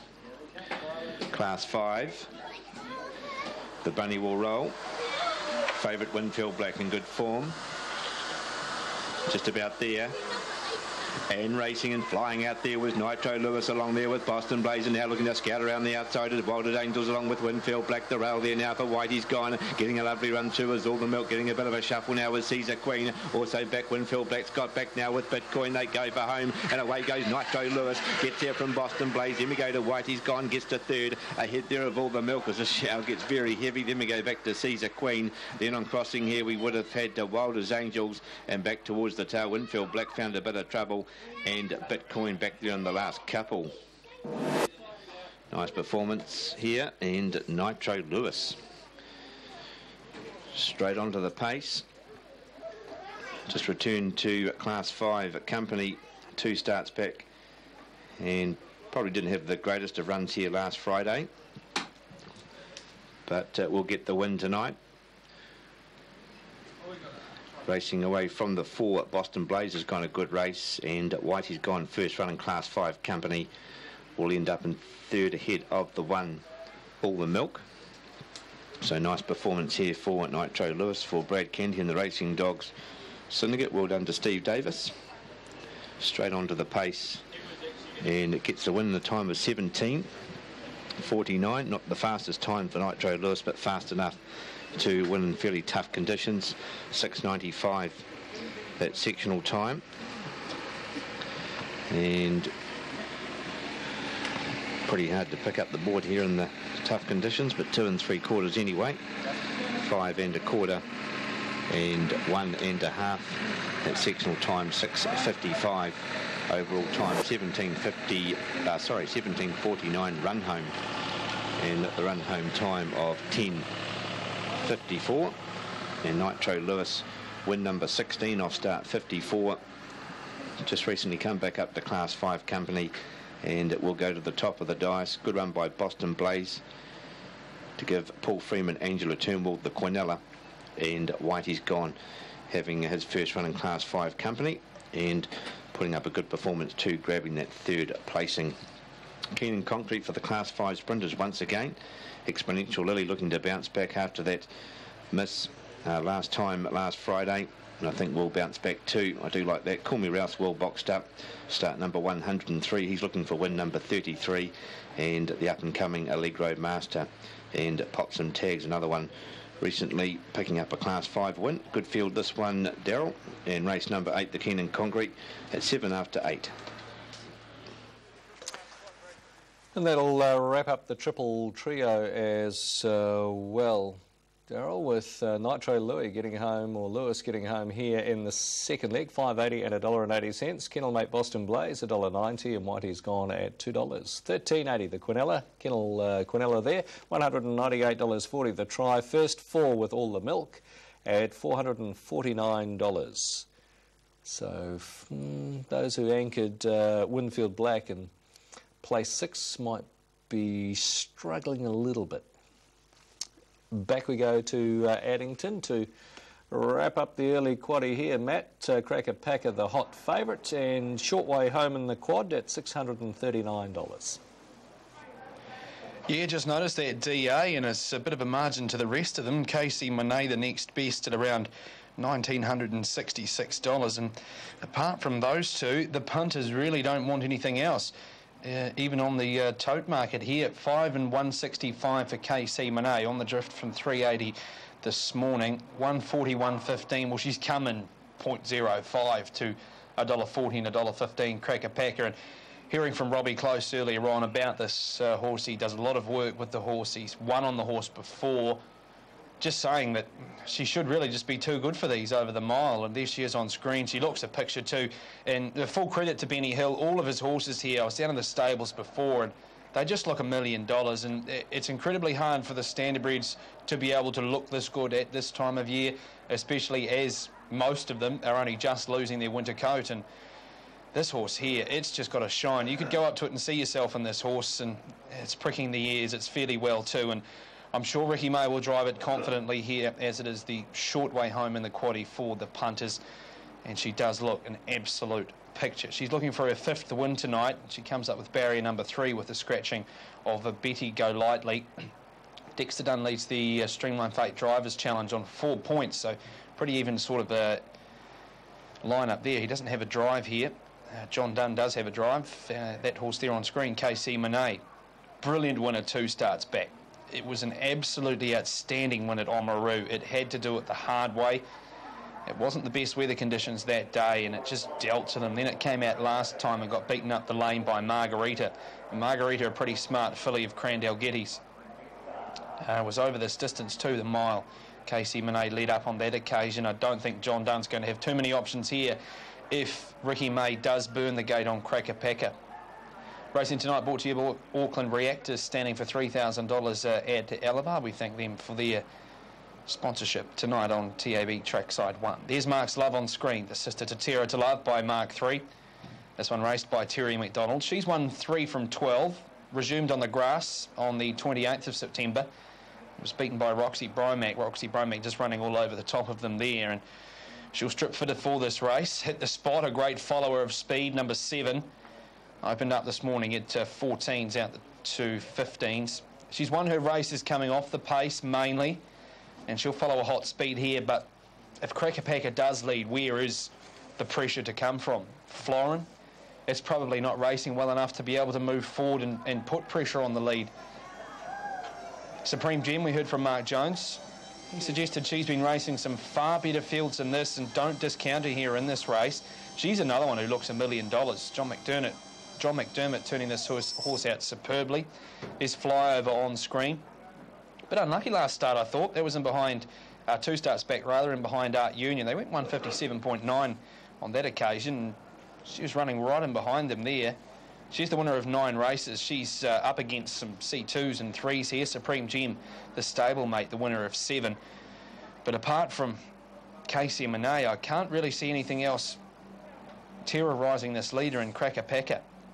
Mark McNamara, up to you. Are you a Cracker Packer fan here? Yeah, I sure am, Matt. $1.30, $1.20 there. You'll have to put a bit on to get a bit back. I've got the 3 in for second, Max Love. I wouldn't be surprised to see Jimmy Curtin try and push forward a bit here and maybe take a KC Monet on for the lead spot. Showed some gate speed at its last start of its previous campaign, went 8th behind Delightful Dash and then ran 3rd from the Mott Fresh up from the 1 gate. 2 KC Monet is in from the good draw. Supreme Gem's been wonderful of late, but just makes it hard from barrier 5 off the arm here. And went fly over into round out the top 4. She ran 7th behind Roxy Bromack and a 3rd to Art Union 2 runs ago. They've been steering along the inside, a few of them, and running home pretty well. $4,300 on Cracker Packer at the final field, so $4,300 on the favourite here. Still a bit of rain around. It's eased off, although having seen some photos from Timaru, they've had thunder, lightning and a big hailstorm in the last hour or 2. So whether or not it's coming, we'll find out. But the weather has been coming from that way. There's a look at what it's like out there at the Addington Raceway. Just a dirty, great big cloud hanging overhead and fine in parts mostly around, but there is more bad weather to the south. This is race 5, Christchurch Casino, Mares Mobile. White cap, John Donner, number 2, KC Monet. Red and black quartered cap, Sam Otley on number 5, Florin. Both members of the RJ Dunbar. Supreme Gem comes up, flyover ready. Max Love is now right. Cracker Packer. Flying Mile. The scratching Betty Go Lightly. 1, Johnny. 100. Okay, 100 to go. Mobile barrier. Inside 100 metres from a dispatch. This is race number 5 at the Met. Right. Racing. Max Love is keen to cross. KC Monet has the added advantage of the inside though, but Max Love looking to go on with it. Cracker Packer 3rd from Hit the Spot, flyover. Next Supreme Gem and taken back to last as Florin. KC Monet was able to get through and hold the top. Max Love's a length and a half away 2nd and trailing 3rd Hit the Spot from Cracker Packer. Speed's good. 2 lengths to the stablemates. Flyover around Supreme Gem and 2 lengths to Florin last. It's KC Monet out by 2 lengths on Hit the Spot. A neck away 3rd Max Love from Cracker Packer. Supreme Gem last on the pegs from Flyover and also Florin, who are the last 2 in the running line. First quarter 27 and 7.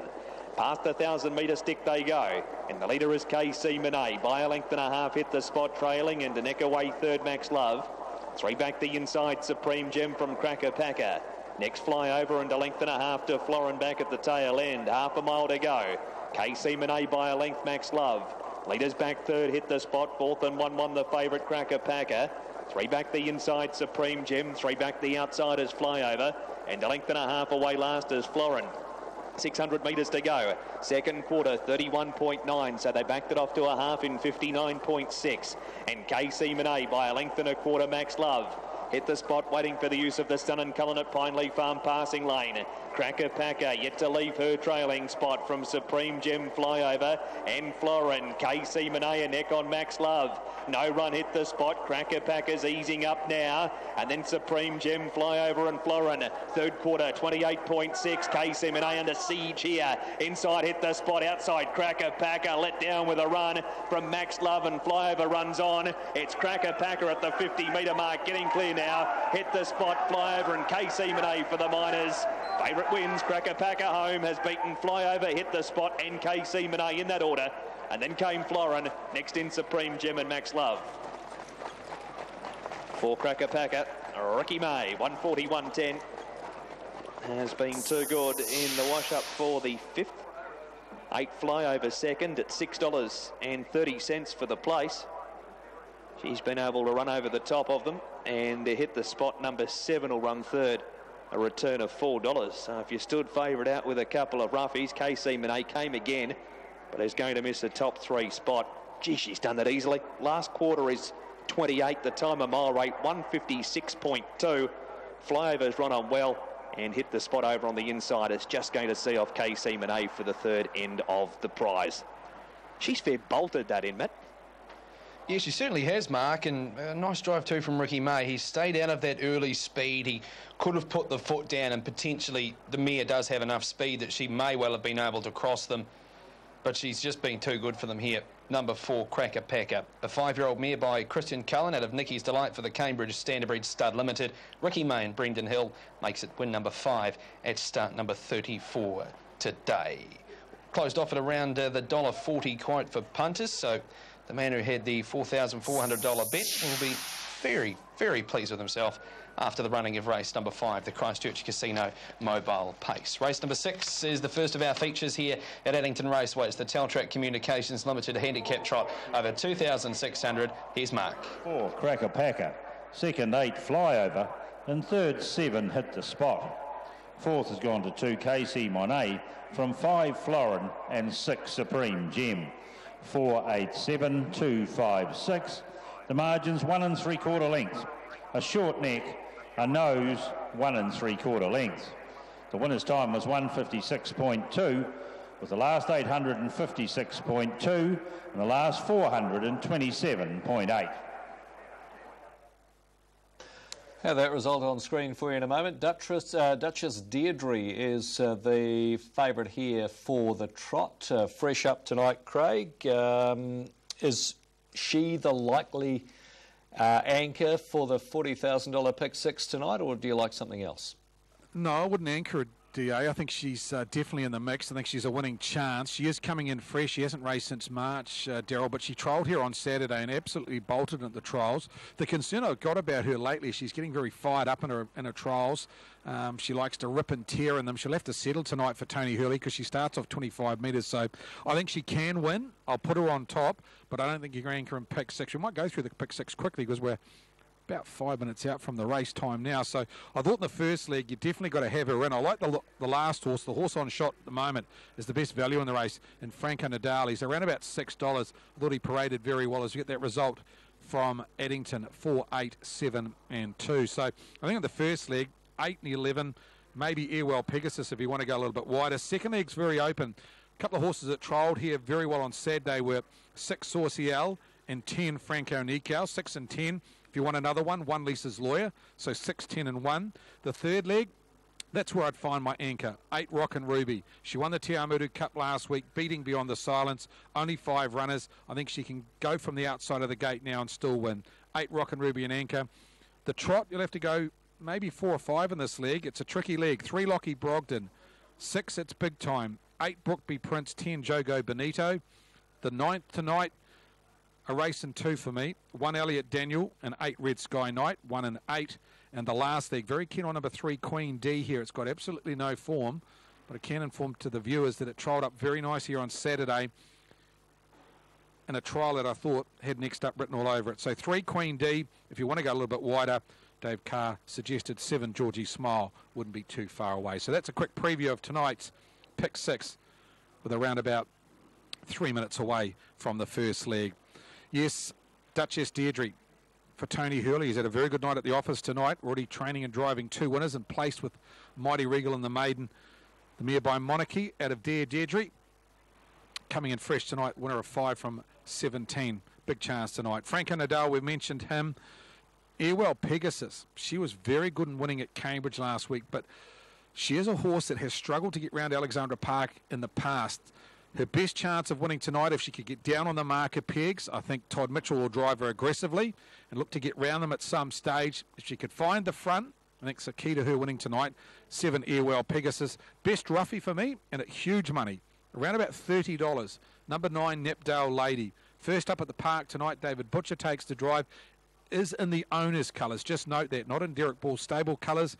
9, Nepdale Lady. On screen at the moment, looks very well, and around about 29 to 1. I mark them 8, 11, 7 and 9.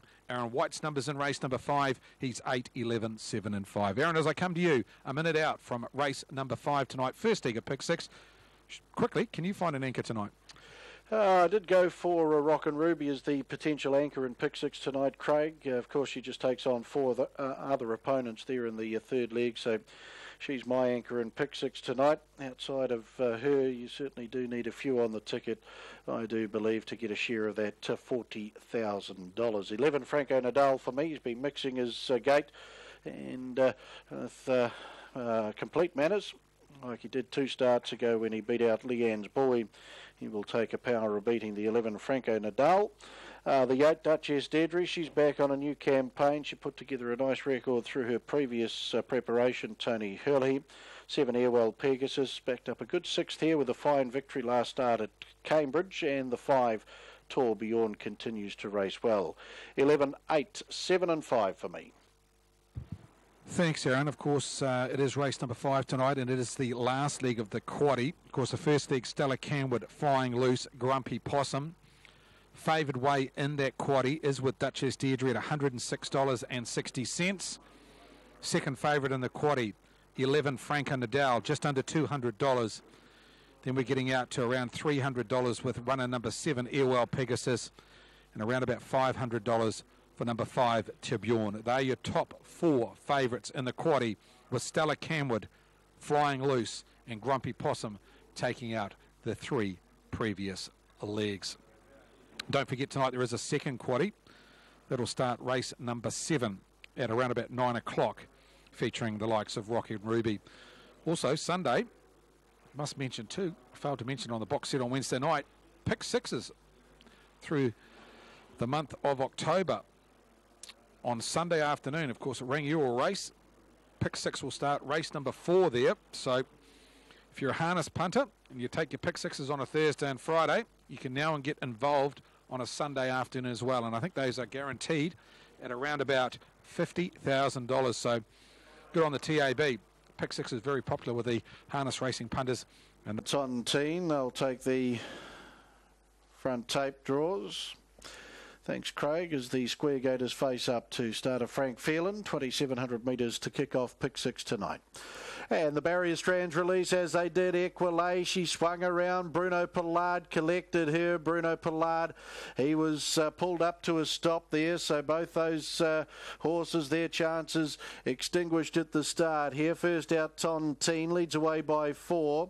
Jasinski on the outside of Tourbillon. There's 6 lengths away. Moment of Truth safely on the journey on the outside of Thanks Charlie. 2 lengths Airwell Pegasus as a sweep across the showgrounds turn. There followed Napdale Girl. 2 lengths Duchess Deirdre. Franco Nadal, I think he put in a skip to that first corner. He's detached by a dozen lengths, and the other pair, they will take no further part in the race. Those being Bruno Pollard and Equilay. So through the lane they come. 2,100 metres left to go. And the Hughes Medals handicap trot. First leg of pick 6. Jasinski on to the lead for Luck Chin. Leads by a length and a quarter. Moment of Truth looking to work up onto its outside as they work the stables corner. Tontine in the trail. Airwell Pegasus beautifully situated 1-1. Tourbillon 3 back on the inside. Then Napdale Girl back in the field. We have Thanks Charlie on the inside of Duchess Deirdre. And Franco Nadal not striding out at all, well back of the tail, and he's a further 50 lengths away as they trot up into the back. And Moment of Truth to take over the old boy.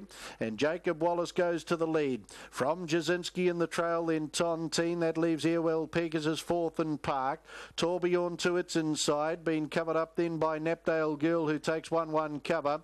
Then Thanks Charlie on the inside of Duchess Dedry and Franco Nadal. He's now 100 metres away, detached. 1:28.5 was the lead time. And the Hughes Medals trot, they sweep across the showgrounds turn. And a moment of truth, the 12-year-old son of Sundon. He's won 22 races. He's away by 2.5, Jasinski. Up on the outside, Airwell Pegasus. Tontine, 3 back on the inside, Napdale Girl. She's found a nice spot in the 1-1 with Tourbillon, 4 back on the inside. Duchess Dedry on the back of Napdale Girl. In turn now, Thanks Charlie away from the markers to have the back of the favourite. And a long margin away then to Franco Nadal, 32-1 the opening quarter. And of course Bruno Pollard no chance after careering into Equilay, who swung around at the start. 900 metres left to go. Moment of Truth leads Airwell Pegasus, Jasinski trailing. Napdale Girl 1-1. Tontine 3 back on the inside. Duchess Dedry stands the leader, 5 lengths, 800 left to go. Tourbillon and Thanks Charlie the last of the winning chances, 32-2 the second quarter. Moment of Truth through the back, leads a length and a quarter. Airwell Pegasus, Jasinski in the trail. 1-1 is Napdale Girl. Tontine locked away, 3 back on the inside. They're followed by Duchess Dedry, Tourbillon and Thanks Charlie. 500 left to go. They trot off the back and Airwell Pegasus about to run onto the lead for the Wizard, and does it now over Moment of Truth. Napdale Girl with the quarter down the back, posted in 29.6. Duchess Dedry, she's working into the race nicely for the Iceman. Then Jasinski and Thanks Charlie. Tourbillon homeward bound. Airwell Pegasus by 2. Napdale Girl 3 lengths. Duchess Dedry. Airwell Pegasus with Napdale Girl coming strongly to its inside. 120 to go. Airwell Pegasus. Napdale Girl closes in powerfully on the passing lane for DJB, and Napdale Girl gets the victory. I think that's DJB's first winner too back at Alexandra Park. Welcome back. Airwell Pegasus for second. They were followed. Tontine will get up for third in front of Jasinski. Duchess Dedry, no excuses from where she was on the corner. They were followed by Thanks Charlie. Tourbillon back in the field. Moment of Truth. Franco Nadal not tonight. Bruno Pollard was hampered shortly after the start when Equilay swung around. 3:32.5 the time, and the final quarter in 29.9. Napdale Girl, the mare by Sundon, back from Australia. Now with Derek Ball, David Butcher doing the driving, and pays big money in the first leg of pick 6.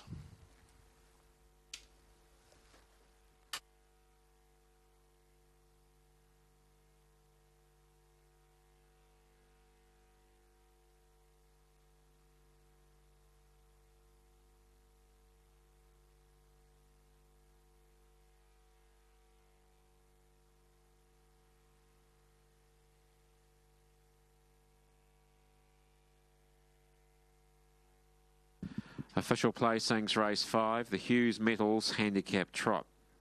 972-468. 972-468.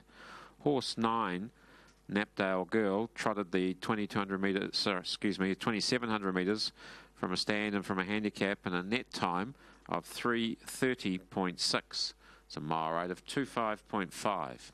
Last 859.6 and the 429.9. The margins are half length, 3 lengths, 1 length. 972-468. Horse race 5, the Hughes Metals Handicap Trot. And on Judge Graham McLennan's call, Napdale Girl back at the head of the field. Sundon 8-year-old bay mare out of Cool Yankee for the Baines Racing Limited. Derek Ball trained at Pukekohe, and DJB back into the victory circle here at Alexandra Park.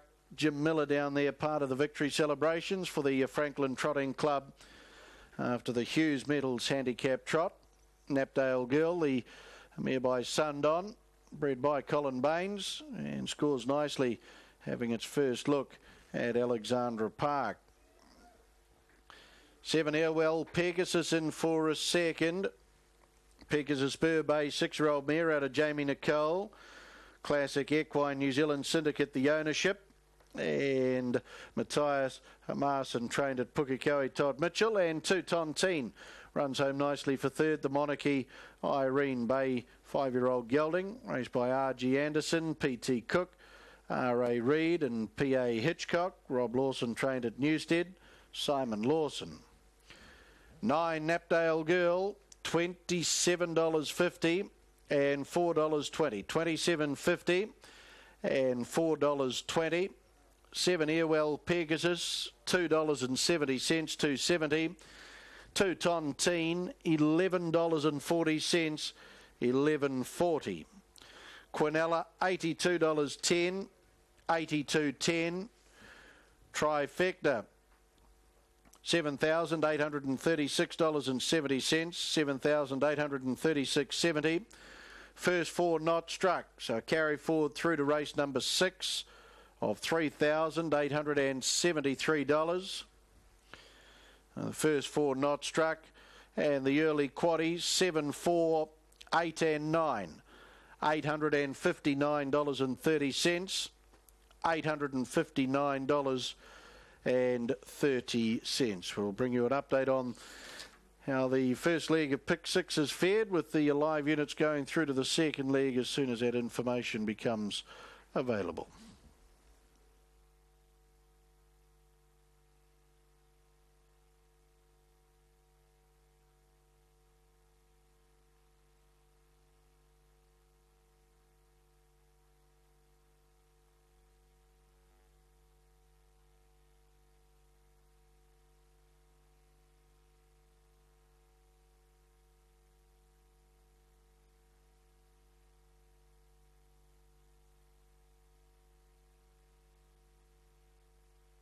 Pick 6 after one leg, 2,603.2 live, 2,603.2.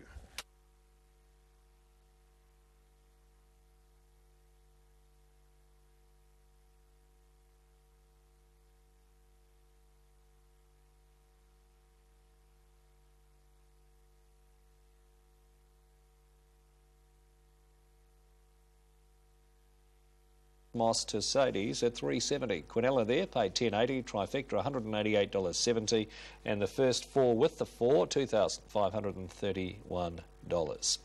Daryl, we're back with you 2.5 minutes out from the 8th event on the program, and Exponential Lily, he's a pretty warm order, and if he can put that last start failure behind him, he looks a great chance.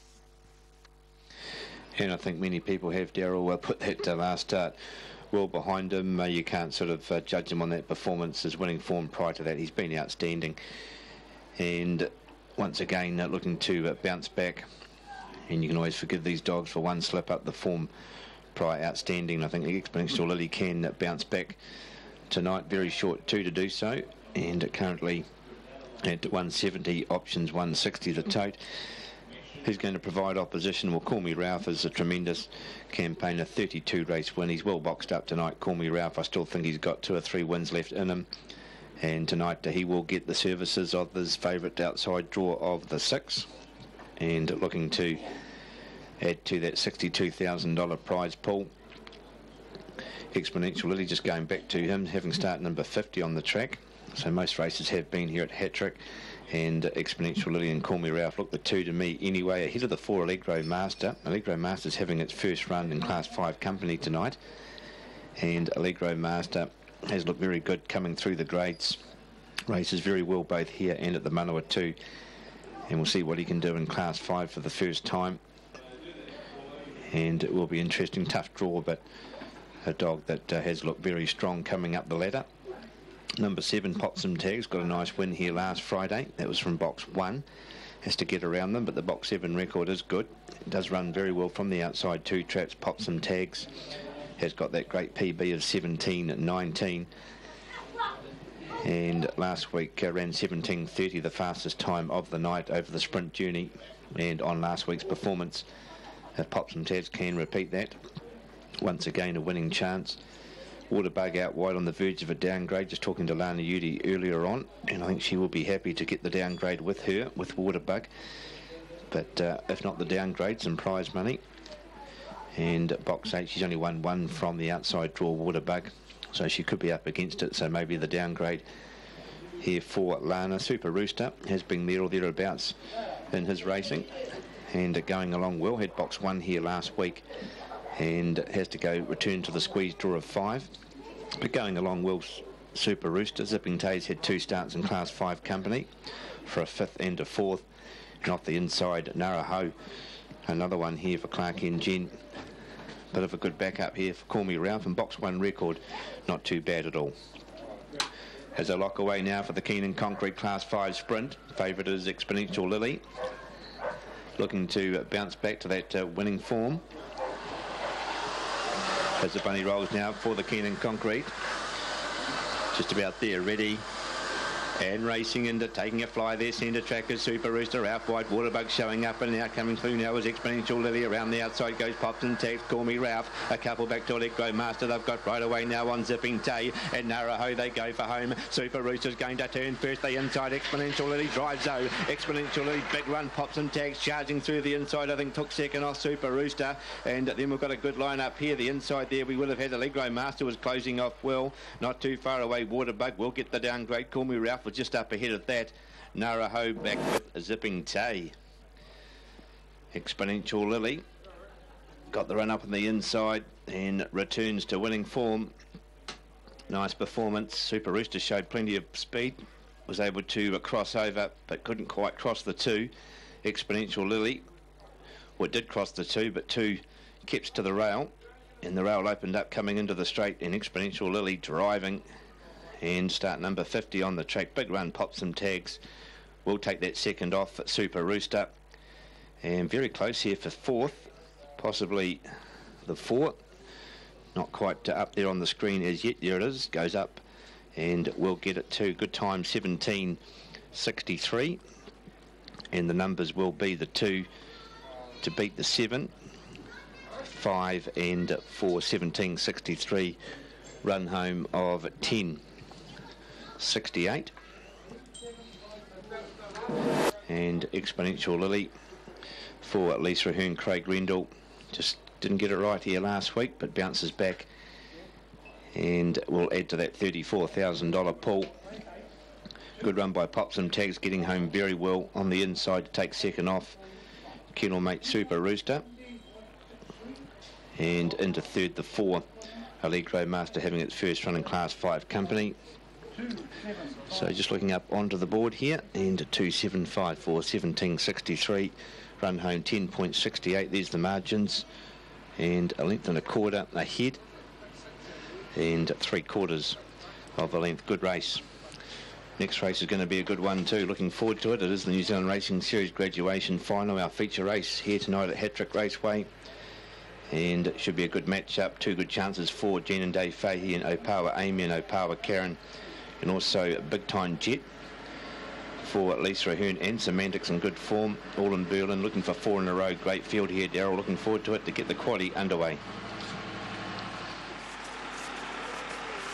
Thanks, Daryl. It's down to begin at 8.35, that race, so in 25 minutes. Exponential Lily returning to winning form, paid $2.10 and $1.30. Pop Some Tags $1.50. Super Rooster $3.60. Quinella paid $3.90. The try in race 8 paid $31.70, and the first 4 $140.10. We'll let you know the outcome of Triple Trio soon. The double 3 and 2, $13.20. 3 and 7, $9.40. And there's the TT result, $3,322.20. Well done if you got a little slice of that. Well, all eyes are on the return of Master Lavros and Super Bowl cheerleader to some degree in race number 6 at Addington. We're back trackside there with Matt and Mark right after this. Streamline your freight forwarding operation with Streamline Freight. Long-time sponsors and supporters of harness racing, Streamline Freight is your first choice for nationwide freight and parcel distribution. In their business, experience matters. With 20 years in the business, Streamline Freight's a seasoned campaigner. But what good's experience if you don't have speedy delivery of freight? Streamline Freight are not just fast, they're express, with 2-day delivery transit times New Zealand-wide. Harness the experience and speed of Streamline Freight. Branches and agents nationwide. Ladies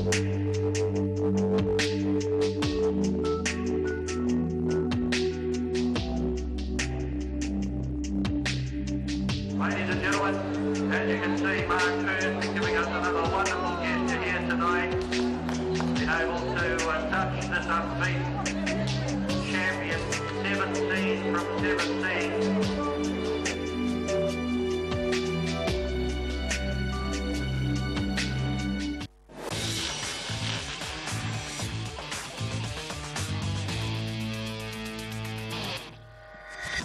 And welcome back into TAB Trackside 1 here on this Friday evening. Teltrack Communications Limited Handicap Trot upcoming here at the Addington Raceway. Second leg of a double. You need Cracker Packer in race number 5 to be live. It's the second leg of Place 6, Pick 6, and it's the third leg of a treble. It's a pretty good field as we build our way into the Dominion Handicap. And Master Lavros the favourite. $1.30. 135 and 110, 120, 160. Here he is on screen, and as we said to Mark Jones earlier, he does look pretty big and growly, as they say, and pretty bright when he walked out onto the track here for race number 6. 135, 110, $8 and $2.75 for Kincaslow. I was probably surprised it's that short when you've got a horse like Royal Aspirations at the 15s and the 5s. And Super Bowl Cheerleader at $5.50, $2.05. Mark Purdon indicating the mare would need the run. He wasn't confident whatsoever when talking to him. He said that the mare carries a lot of condition. She'll come into this race and she'll exit the race a lot better than what she came in. There she is on screen. Just getting a touch keen with the ears pricked in Mark Purdon in the bike. Master Lavros, the biggest win mover, in 12%.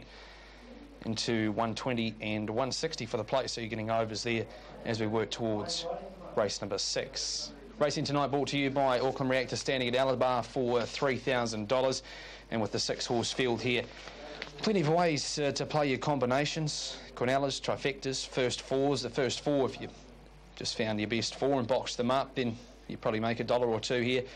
Master Lavros, he'd be on top for me any day of the week here.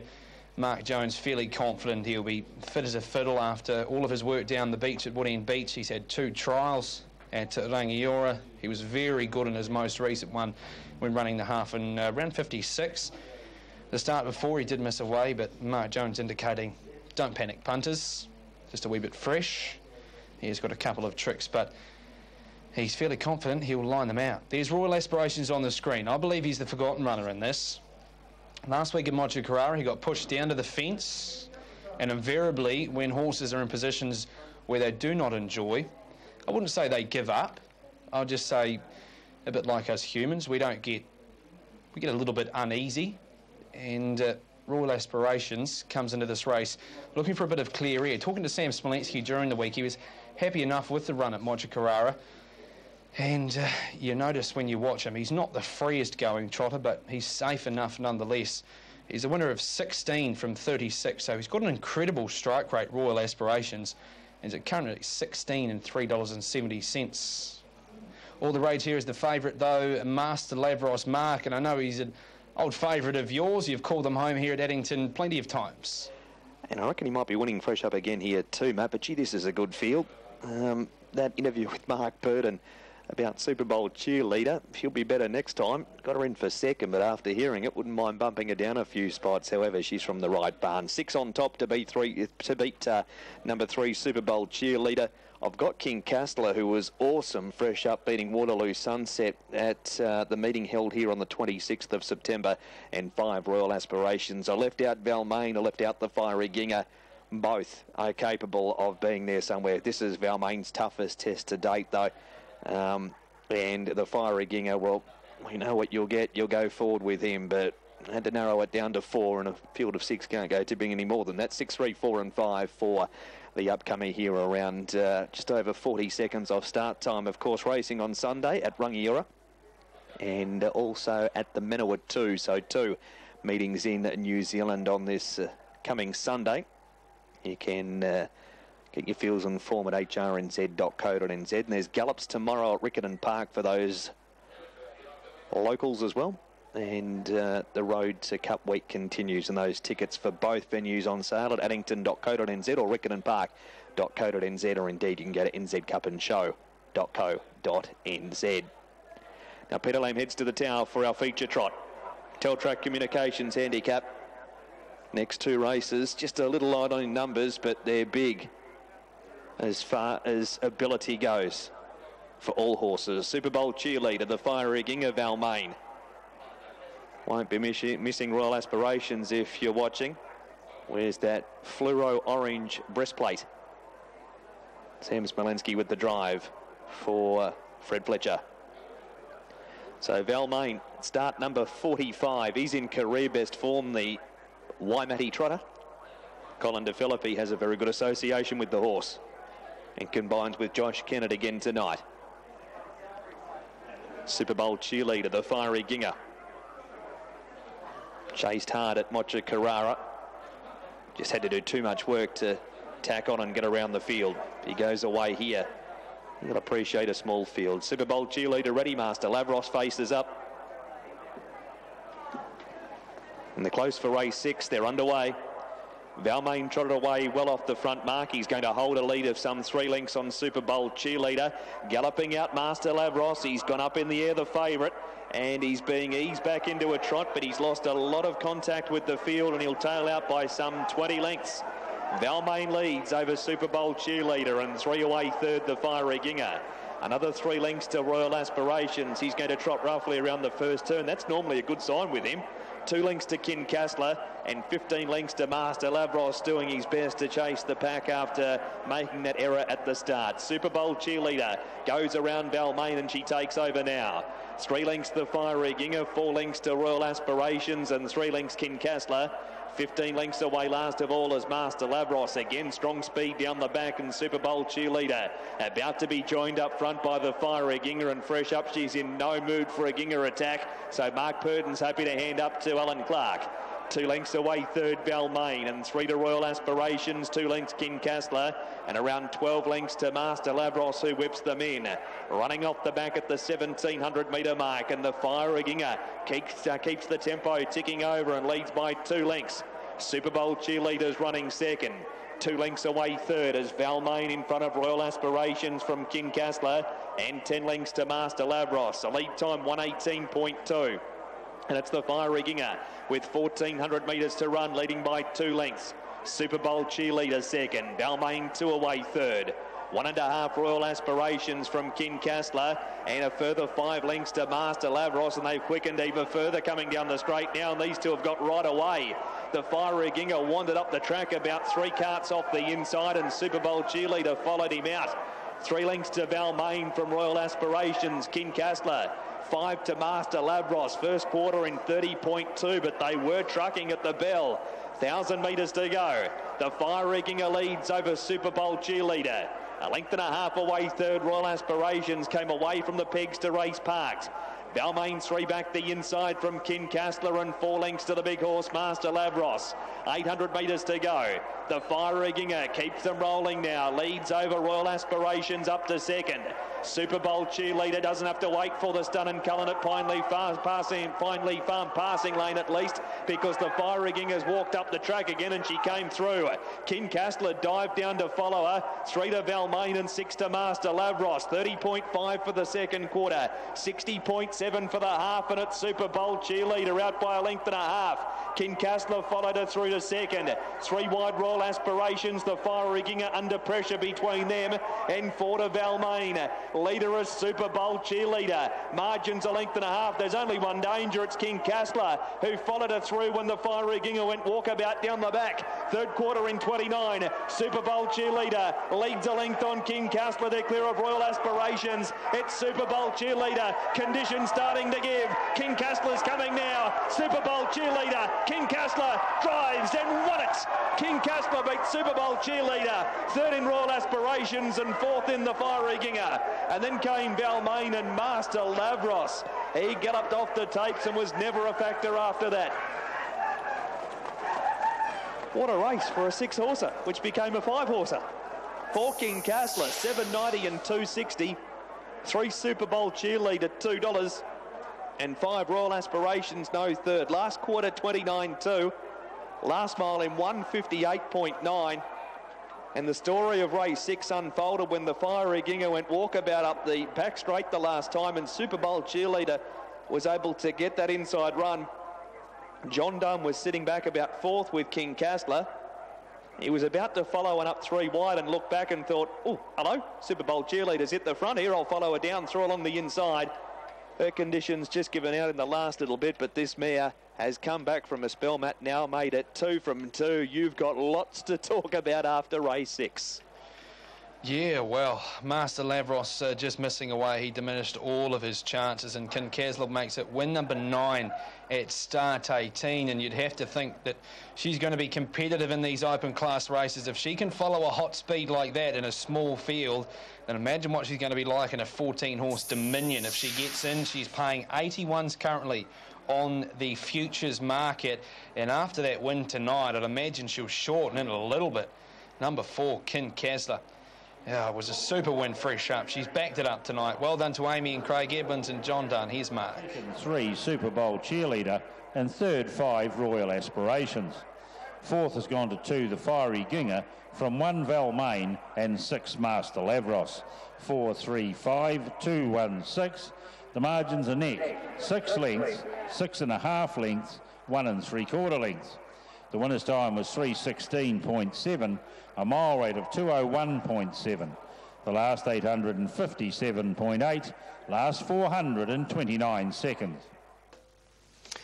All right, back here at Alexandra Park, race 6 is next. We've got a little over 2,600 left live in pick 6. Craig, we've got a little first 4 carry forward of about $4,000. And as we come to you, you would have been watching the trot down there at Addington. Kincaslov, pretty good. Well, very good. Master Lavros, pretty ordinary, to be honest. Daryl, back to his old tricks of galloping at the start. We'll probably analyse that in depth on the box seat on Wednesday night. But, yeah, Master Lavros, he's pre-post favourite for the Dominion Handicap. And, yeah, he's trolled up very well leading into tonight's run, but you can't afford to miss away, and he'd been very good leading up till tonight, but he's galloped away again. So we'll talk about that on the box set on Wednesday night, Daryl, but only about 2.5 minutes away from our 6 tonight. First egg of pick 6 upset, Nepdale Lady at around about $28. I've gone for Franco Nikau, slightly over Saucy L here. They both trolled here on Saturday. They both trolled up very, very nicely. Franco Nikau, he's up for a bonus tonight if he can win. Money bags for him. His sectionals were very good. He's a horse that's been disappointing, and I know Stephen Reed's been scratching his head about this bloke, but he's drawn to follow McRoyal through from the second row. The gate speed will come from runners 1 and 2 here. Lisa's Lawyer and McRoyal. Franco Nikau should get a good run through. Peter Ferguson, already a winning driver tonight on a Stephen Reed trained runner, so I think Franco Nikau a winning chance. Saucy L ran home in 55.8 here at the workouts on Saturday. For Jeff Small, David Butcher takes the drive. David drove the winner of the last race. Saucy L, a nice each-way chance here. I thought from the inside, Lisa's Lawyer, if you're looking for one, not at massive money, but at around about $7 that can fill a trifecta in first 4 chance. She's got gate speed. She'll posse up near the lead. I think you've got to have her in, and following her through is Leroy Brogdon. So I've marked them 10, 6, 1 and 9 in the second leg of pick 6 tonight. 10, 6, 1 and 9. Aaron's going 6, Saucy L, ahead of 8, Hootie Haxwell, 7, Strawberry Courage, and he's found a spot for 10, Franco Nikau as well. Aaron, you would have seen the trot, the last Master Lavros blowing the standing start. He's back to his old tricks. Yep, you can't be doing that, Craig, that's for sure, but I'm sure he will bounce back, Master Lavros. He's just got to step away, as you say. That's the name of the game when it comes to the trotting world, but a nice win by Kincaslov. Yeah, nice drive there too by John Dunn. Here we've gone the way of the 6, Saucy L, fresh up. Most of his form, though, has been a left-handed way around. All of his 4 victories have come the left-handed way of going. The El Sue Gelding, he did trial up nicely here on Saturday. David Butcher, Jeff Small. The 8, Hootie Haxwell, placed in the Te Awamutu Cup and behind Rock and Ruby. And, of course, Beyond the Silence last Thursday night at Cambridge. Todd McFarlane, he's good money at $11 and $2.90. For being a cup place down there at Cambridge last week. We'll put in the 7, Strawberry Courage has been racing well. James Stormont, 10, Franco Nikau, well in the mix here too for Peter Ferguson. 6, 8, 7 and 10. Yeah, thanks, Aaron. Saucy L's a nice horse that's coming in fresh here. Only had the 11 starts and won on 4 occasions. So you think will improve the run, but as I say, the sectionals were great here on Saturday, 55.8. So drawn out at barrier number 6 with that man David Butcher aboard. Good to have him back on track and winning tonight. Of course, he drove his first winner back from that injury with Hot Mac at Cambridge a fortnight ago. Lisa's Lawyer, look for a her from barrier 1 to get out. Better and Mullingar Mac on the unruly. Thanks, Craig. As the Yellowbar Mobile Gates makes its way to the 2,200 metres, Mullingar Mac off the gate by a good dozen lengths at this stage. He will get close to his unruly spot as they work into the lane. Second leg of pick 6, 2,603 live after 9. Knapdale Girl taking the first leg. Green light. They're off. Conqueror Leader and Concrete Foundations. Mobile Pace Field a go. And Speak Up shows good gate speed. Will go and get the early lead over Mac Royal as Lisa's Lawyer goes for an early gallop. Leroy Brogden through on the inside. To its outside was Handlebar Hank. They're followed by Sauciel, then Vinegaran. Back in the field, Franco Nikau. They're followed by Live Life Better, who gets well back in the field, as too does Strawberry Miss. Mullingar Mac is back with those. Lisa's Lawyer after the early gallop will settle back towards the tail, and Hootie Haxwell's back there too. Into the back goes Speak Up. Gary Noakes away a length and a half. In the trailing spot is Mick Royal. There followed Leroy Brogden third. Moving forward up on the outside, Live Life Better. Then Vinegaran against the markers. Coming forward, Strawberry Courage. Handlebar Hank in the centre is getting around runners Hootie Haxwell. Sauciel, the favourite, is well back in the field with Lisa's Lawyer. Franco Nikau's got the back of the favourite as they sweep across the showgrounds turn. Mullingar Mac is last. Lead time 44.9, and Speak Up been pressured now by Live Life Better on the outside. Doesn't want to hand up the lead though, Noakesy. Back on the inside is Mick Royal. Strawberry Courage 1-1 as Hootie Haxwell continues his claim 3 wide. Leroy Brogden 3 back on the inside of Handlebar Hank, a length and a half away Sauciel. Then Franco Nikau, Vinegaran, Mullingar Mac and Lisa's Lawyer. Hootie Haxwell works around to lead. 30-2 the opening quarter of the Conqueror Leader and Concrete Foundations pace as they work their final circuit. Hootie Haxwell leads from Live Life Better and Speak Up in the trail. Strawberry Courage in the 1-1.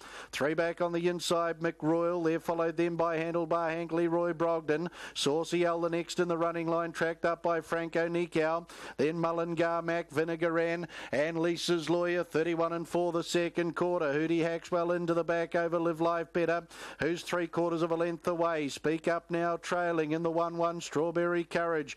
Mick Royal on the inside. Here's Sauciel. He starts his claim out 3 wide for DJB. Handlebar Hank the centre. Franco Nikau gets a ride home on the back of the favourite, but they've been flushed out 4 wide as they sweep across the top the final time. Back in the field is Lisa's Lawyer and Leroy Brogden. Third quarter and 29.5. Hootie Haxwell to bring them for home. Sauciel's out 4 wide. Live Life Better. Strawberry Courage 3 wide. Speak Up waiting the passing lane. Out wide of Franco Nikau. Homeward bound Hootie Haxwell. Sauciel. Speak Up down the outside. Franco Nikau. It's Sauciel going to the lead now over Hootie Haxwell. Here's Franco Nikau descending. Franco Nikau draws to the lead at the 50. Comes away strongly too for Fergie. Fergie gets 2. Sauciel second. Third Hootie Haxwell. Speak Up will run 4th. They were followed then by McRoyal, Strawberry Courage, and down the outside was Handlebar Hank. Further back in the field to Live Life Better, Leroy Brogden. Back with those Lisa's Lawyer. Never a chance after galloping early. Mullingar Mac was back and Vinegaran back with those in 246.6 home and 30.5. Franco Nikau.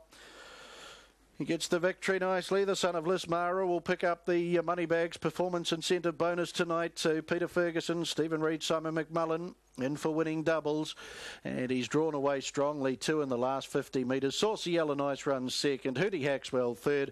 And Speak Up number 4 will certainly add plenty of value into the first 4 there for Gary Noakes. Conqueror, Leader in Concrete Foundations, Mobile Pace to number 10, Franco Nikau.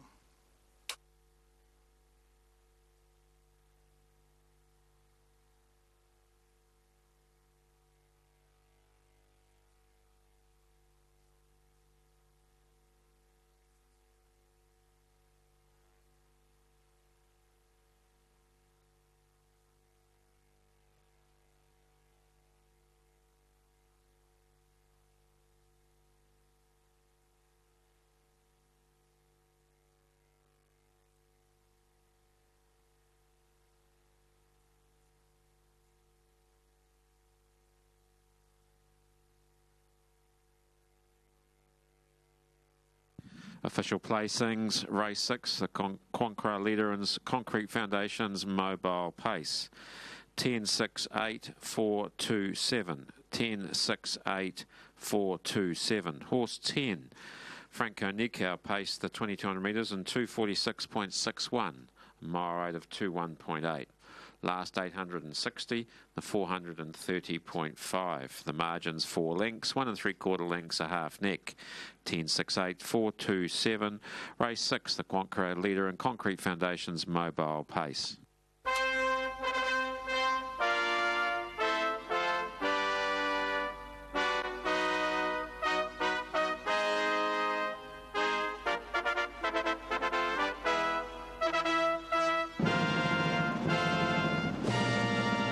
Franco Nikau gets the fanfare, indicating the performance incentive bonus struck by Connections, Michael Long, B.S. Sherbert, along with Stephen Reid, Les Purden and M.D. Harper. Lisbar, a 5-year-old bay gelding out of Nostalgic Franco, bred by Spraden Lodge Limited. Prepared at Pukekohe by Stephen Reid and Simon McMullen, and beautifully handled by Peter Ferguson, winning doubles to that combination on the program tonight. Thames Harness Racing Club's Derek Player was down there part of the victory celebrations after the Quankra leader in Concrete Foundations Pace. 6 Saucy L for second. El Sue Saucy Operator Brown 4-year-old gelding, raced by RN and Mrs. J.M. Austin. Jeff Small trained at Patamahoe, David Butcher. 8 Hootie Haxwell Christian Cullen Warm Soak 5-year-old bay gelding for KN Plowman, trained at Patamahoe by Todd McFarlane and Craig Sharp. Todd McFarlane doing the driving. Number 10, Franco Nikau, $4.30, $1.90, $4.30 and $1.90. 6 Saucy L, $1.80, $1.80. 8 Hootie Haxwell, $2.60, $2.60. Quinella, $5.20, $5.20. Trifecta, $87.50, $87.50 in the first 4. $1,119.20, $1,119.20. 9 and 10 in the double, $109.30, $109.30. 9 and 6 concession, $31.20, $31.20. The second TAB treble on the program tonight, 8, 9 and 10. The numbers required, $296.40, $296.40.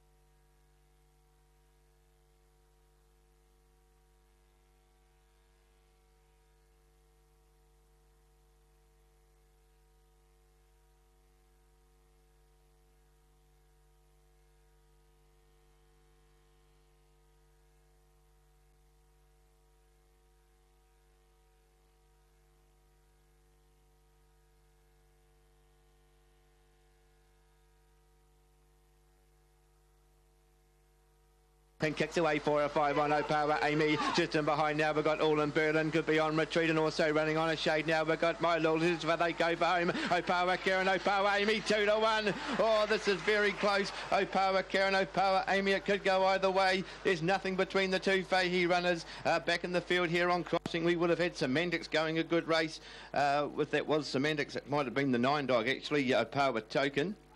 And also it was O'Power Token up there into third, and it just took my eyes off the other one there. Could have been Semantics up there. My Little Lucifer was not too far away, and back towards the tail. O'Power Stella was also midfield, and the other one back was Big Time Jet.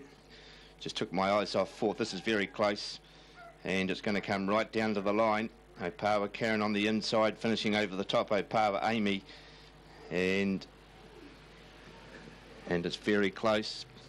There's nothing between the two. Good run here, Opawa Token. It was actually all in Berlin up there in 4th placing. Very tough to pick him up in this rain. And just waiting for the number 2 to go up. The 2's had a lunge at the 4, so it's dead set close between the 2. Just keeping an eye on the board and also the judge at the same time. The time is right. 29.7. We'll check that out as well. So they're having a very good look at it. And very close. Just having a look at the photo, I can't even split them on that, so it's very hard to pick them up in the rain. But no doubt about it, will be a Gene and Dave Fahey final, Quinella. And I think the 4 has gone up, has it? Opawa Karen. Just having a look over there. Just can't quite see the first placing, but I think the 4 is up there with the 2. Good run by the 9. Just my apologies here for taking my eyes off that 4th place. It was all in Berlin. Very hard to pick him up in the rain. I couldn't split the 9 rug and the 3 rug. That was very tough in the hail. And they have run 30.17. So 30.17 the time. Well done to the Opawa Racing Limited. They have trifected the race. And well done to Gene and Dave Fahey. Wonderful trainers. And have picked up the Quinella. And number 4 ahead there of the 2 and the 9, very close at the end. There's only a pencil in it, but number 4 will go to the top of the dice, and it takes out the feature race. We'll try and get the rest of the details here. The run home was 11.61, confirming 4, 2, 9 and 1. We'll get back to you, Daryl. Very close finish, very exciting, but no doubt about it, good training performance once again for the Faheys. Yeah, great finish, wasn't it? I thought the 2 had got up in real time, but then watching the slow-mo replay, it did look as if the 2... I thought the 2 had got up, and looking at the slow-mo, it was clear that the 4 had got the bobbin at the right time. 2.80 added $2.10. That's 2.80 and $2.10. $1 for Opawa Amy and $4.40 for Opawa Token. Quinella paid $2.70, trifecta $84.50, and the first 4 with all in Berlin paid $291.10. The treble 3, 2 and 4, $43.30. Last 1 or 2 loading away here at Kyneton for the last leg of the quaddie. M Coney, the short way home at 419. M Coney and also Motific have been reasonably well backed, and at longer odds, Oamaru Faith as well, number 10. Here's Adam Crittenden. Just about set to go. 1,100 metres here. Pretty open race. Roll them the late scratching. There's set signals there. Off they go. And Oamaru Faith got a good start down near the inside. Prime for action, showing speed with Motific. Zazoom's not far off them with M Coney. Then Kempside, followed by Alishi.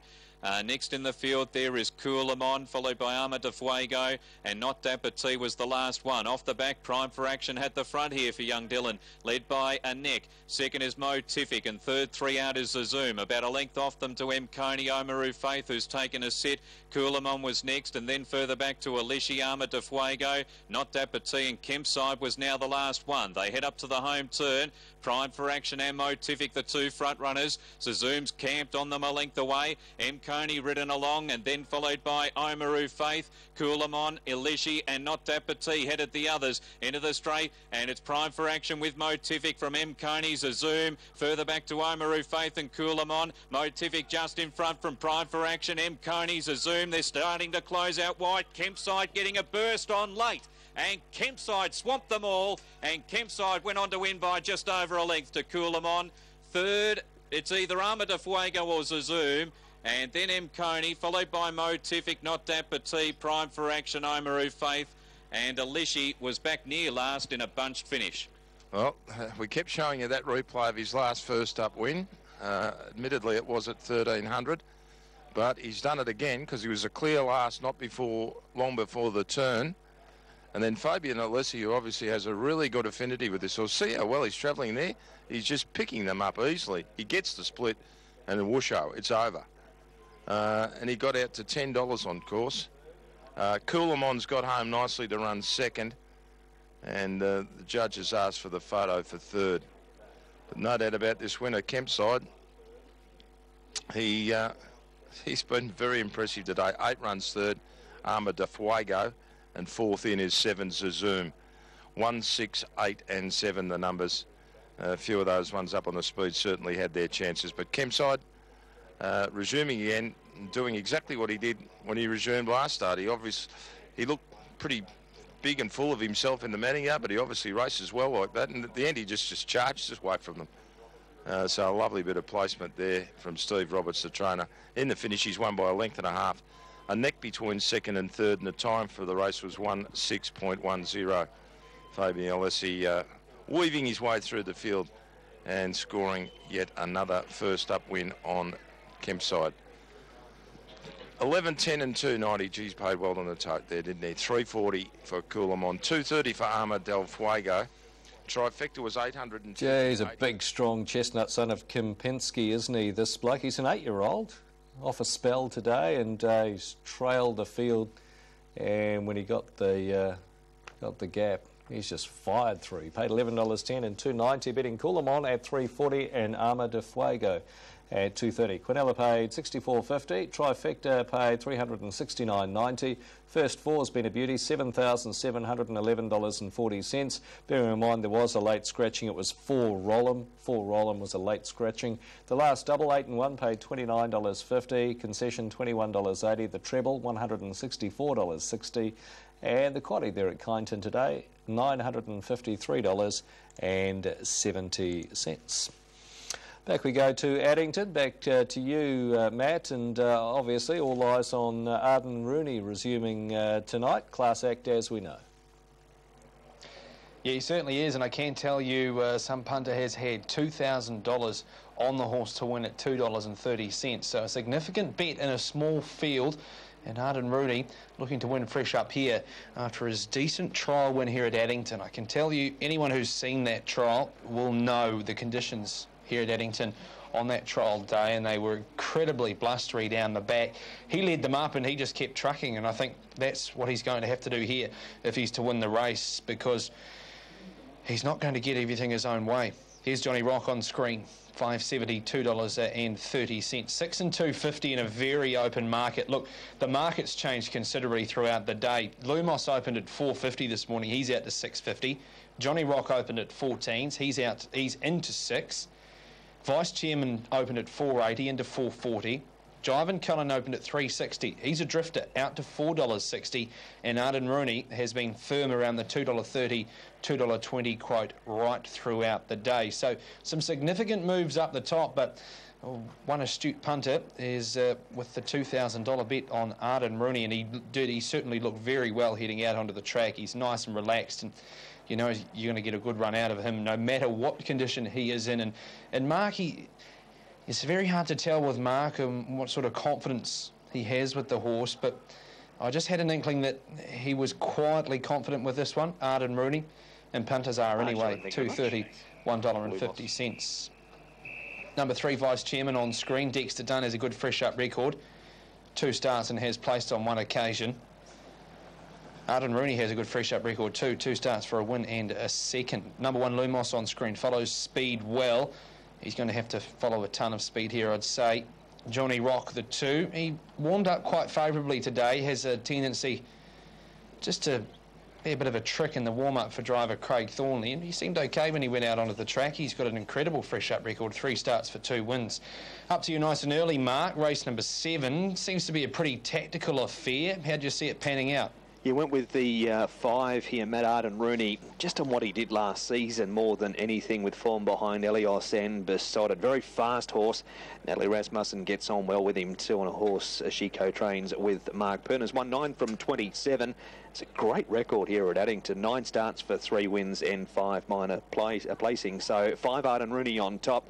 4 Jivan Cullen. I thought he was good last start. He held Lumos quite well in the run home, and they got home in 55 and 4. If he can somehow find the top, I guess the concern for him is Vice Chairman, who gets off the arm very, very quickly. But if Jivan Cullen somehow found the top and could reel off a 55 half again, he's going to take some getting past. He's in for second. 2 to run third, Johnny Rock. Bit of a tip around for this horse. Hasn't been seen since February.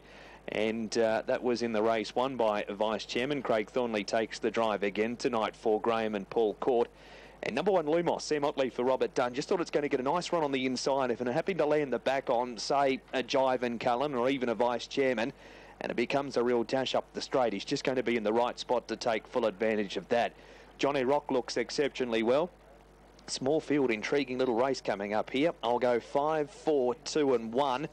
But I don't mind Jive and Cullen. I just hope John Dunn, the fact that Vice Chairman is fresh up tonight, Matt. Jive and Cullen presses on, finds the top. Has got 2:55 halves in the space of a week in him. I think he can just about pinch this race from the van.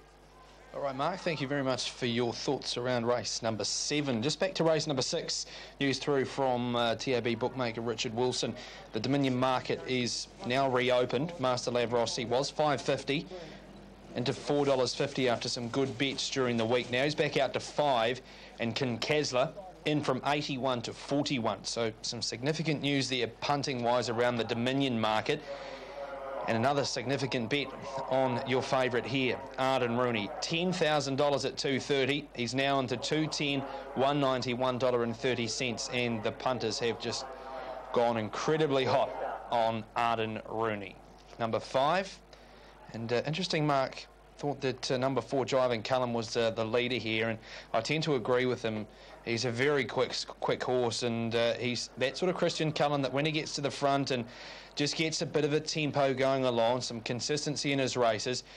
And he finds the line quite well, Jive and Cullen, for Ronan Mackay, Clive Mackay and Sharon Mackay. He races around in the colours of Franco Nelson, who we'll see running around in the open class races leading into Christchurch Casino New Zealand Cup Week. This is race number 7. It's the first leg of the final quaddie 2. Onto the second leg of the quaddie. And it's the Altus Hotel Pace, very open market. Look, you could go any 3 or 4 runners out of the whole lot of them here if you wanted some value. I thought Superintendent, I made him the bet of the night for me. He opened 2:30 this morning, back from Australia, super in a workout. He's in the second leg of the quaddie for me. On to the third leg now with the scratching of Waterloo Sunset. That brings a horse like Queen Kenny into winning contention. She's very good over 2,600. Yankee One from the outside is the interesting runner of the race. It's stablemate Monty Python's consistent, and Shell Seeker looks the early leader in that race. And onto the final leg, you can just anchor, change, stride. But in saying that, there is plenty. And when I say plenty, I mean a whole lot of word around for number 9, Brilliant Strike. He's been good at the trials. He opened at 3:20 this morning, and Graham and Paul Court train that runner on screen, Johnny Rock. Best of luck with your investments here in race number 7. This is the Raymond Donnelly and Co. Mobile Pace to be raced over 1,950 metres. Let's head back up to Mark McNamara. Thanks, Matt. Just over 200 metres off the start for race 7. A very special welcome tonight to Chris Garrard, who's come all the way across from Queensland to see the horse he part owns, Johnny Rock, go around here. And not only that, 100. Chris is having a birthday today, so this will be the ultimate present if it can get the cash. 50. Bit fresher here than in Queensland too for Chris. 25. We wish him the best of luck as they go past the Garrard sign. Green light, racing. Inside 3 away, well outside 2 are both going back. Lumos, Vice Chairman, Johnny Rock, line of 3. They put 4 lengths on Jive and Cullen and Arden Rooney. Lumos keeping a forward spot. Now Vice Chairman's going to come over and will take the lead off Lumos. Johnny Rock outside them, a neck away third. 4 lengths to Jive and Cullen and a length and a half to Arden Rooney. Vice Chairman leads. Margin 2 lengths on Lumos trailing. Here's the lead time. It's 22 seconds. That is absolutely blistering. Vice Chairman leads a length and a half. Second Lumos and a length and a half away third Johnny Rock. 2 lengths away Jive and Cullen. And Arden Rooney's a length and a half away last. As they come down towards the winning post, that lead time was just half a second outside the quickest lead time ever, which is 21.5. 3 Vice Chairman, he's fresh up too. He'll be looking to back it off a bit. He leads a length and a half. Lumos second, Johnny Rock third, and Jive and Cullen fourth.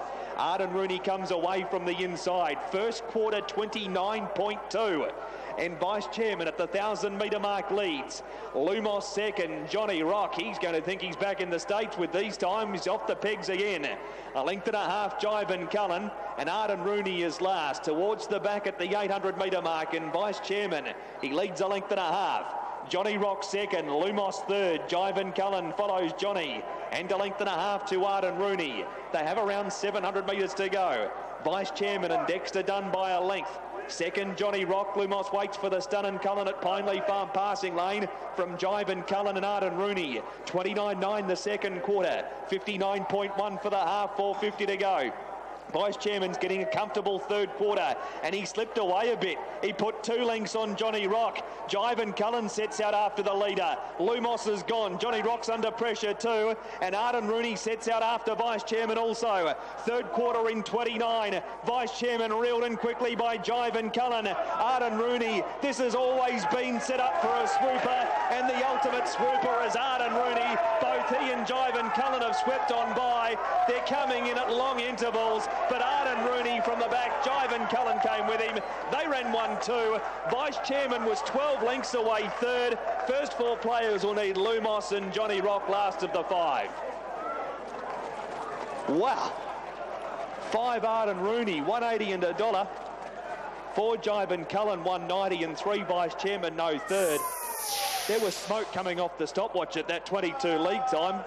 Al nearly dropped it from the way it was burning in his hand. 22 seconds. They don't get anywhere near that. Last quarter's in 28.3. Last mile 156.4. Bearing in mind they were half a second outside the fastest lead time ever. They have run phenomenal time and have come in at big gaps, and it was set up for the swoopers. And if we showed the start and finish of the race in succession on television, Matt, we'd see the inside 3 burn off the gate. The outside 2 that went back are the first 2 home. I can't believe they've gone 22 for the lead time. That is absolutely blistering. No wonder a few were knocking up, and the swoopers have got right into play here.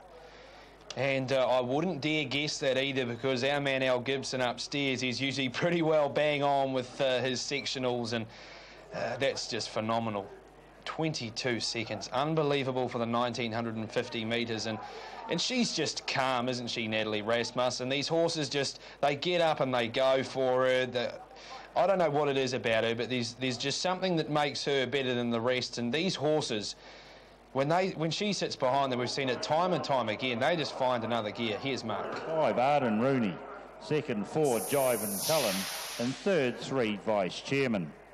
Fourth has gone to 1 Lumos from 2 Johnny Rock. 5, 4, 3, 1, 2. The margin's 2 1/4 lengths, 14 lengths, 12 lengths, a short head.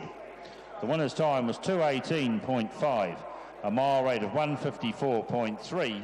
The last 856.9, the last 428.1.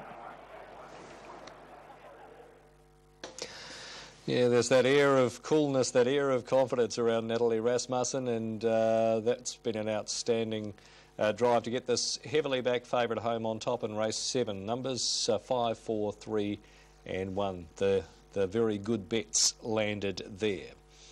Back we go to Alexandra Park, up to race number 7 here. Craig, Rockin' Ruby was your anchor in pick 6, and 280 equal fixed odds favourite with Electric Chapel. No doubt you've seen the mare head out onto the track. Are you happy with the way she's presented tonight before she got too wet? Yeah, Daryl, she paraded very well, Rockin' Ruby, and what's aided her chances tonight is 3 other scratchings in the race. So only 5 runners to contend with. The barrier draw 8 didn't look that good, but coming into 5 has been a big advantage for her tonight. Of course, owned by Les Pettifer. She won the Taumutu Cup at Cambridge last Thursday night in a really good training effort by Brett Mangos. So I thought she could win tonight. She's up for a bonus if she can win as well, so it's a very good race for her. 8 Rockin' Ruby. Earlier in the night, I caught up with Jack McKinnon. He trains number 5, Deb's pal. Dave, in the last one I want to talk about, Georgie Smile was good enough to get into the duel. 2 runners in. One of them you trained, Deb's pal, a new addition to the team. The run at Cambridge, albeit back in the field, I thought had a lot of merit. Yeah, it was a big learning curve at Cambridge. He first run for us, obviously, and didn't have all of his gear right, and he was fully running, but just wasn't pacing 100%, but changed some gear tonight, and I'm expecting a big run. Only 5 in the race. It's a tricky race on paper because you've got Rockin' Ruby coming out of the Te Awamutu Cup and quite impressive, but she's drawn the outside of the gate. Thought your bloke's been racing pretty good in the north since travelling to Derek Ball's team, and now he's with you. How's his work during the week? Yeah, it was very good on Tuesday, and I mean, he can't run a quarter in 27, but he can run 3 of them in 29. So hopefully he can be handy to them and come out on top. Got a good driver aboard in Tony Hurley, so a good chance. Now later in the program you drive Russian Lao Su in the boys race. She's a mare that the form line doesn't appear on paper to be that strong, but she's been racing pretty well in good fields, and 2700 would seem to suit her tonight. Yeah, no, she's a good stay mare, and I mean, a couple of starts out here, she's run some good time in front and just been nabbed late. So, I mean, if we can get a good run, it's quite an even field, so hopefully we'll be thereabouts. Now, you're working a couple at the moment. I understand you've got about 4 horses, a couple out spelling. How are you taking to the training ranks? Yeah, no, it's good. Every day's different and learning something new every day. Got a lot of people helping me, so yeah, it's been good so far. You're driving well, mate. Good luck with the 2 tonight. Cool, thank you. Yeah, young up-and-coming driver Jack McKinnon doing a good job. He's got about 4 in work, and yeah, Debs Powell, new addition to the team. Tony Hurley takes the drive tonight. Of course, harness racing Thursday and Friday night brought to you by Auckland Reactor, standing at Alabar for $3,000 plus GST. Drivers Challenge, 8 points, the leader on at the moment. Favourite here, though, is Rockin' Ruby with Brett Mangos aboard. Got to be very hard to beat. Small field. I'd expect Mango to go forward in this race. With the scratchings now, he probably would have gone back, but I think now, with not a strong front line speed-wise, I think Take the Hint from the inside will probably come out, but he's more of a hander, so I think Mango wouldn't be worried about him.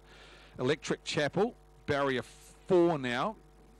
Zach Butcher, you think, another one that tends to hand in its races, so you think Rockin' Ruby, if they're eluded, to go forward, and I think that's what Mango will do at some stage and grabs the front. I think it's her race to lose. So I put her on top, Rockin' Ruby to beat. 5 Debs Powell. I do think at around about $6. There's an each-way chance in the race. I'm not sure if he can beat Rockin' Ruby, but I think it'll go a big race tonight. Electric Chapel and Take the Hint. They're my top 4, 8, 5, 6 and 1 in race number 7 tonight.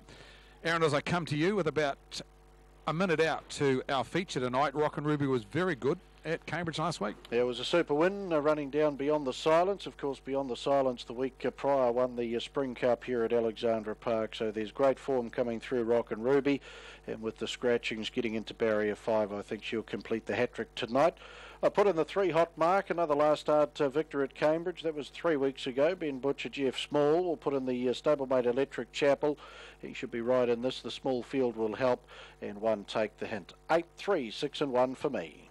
Leg of the second quaddie tonight, that quaddie pool up and over 15,000. We open another double.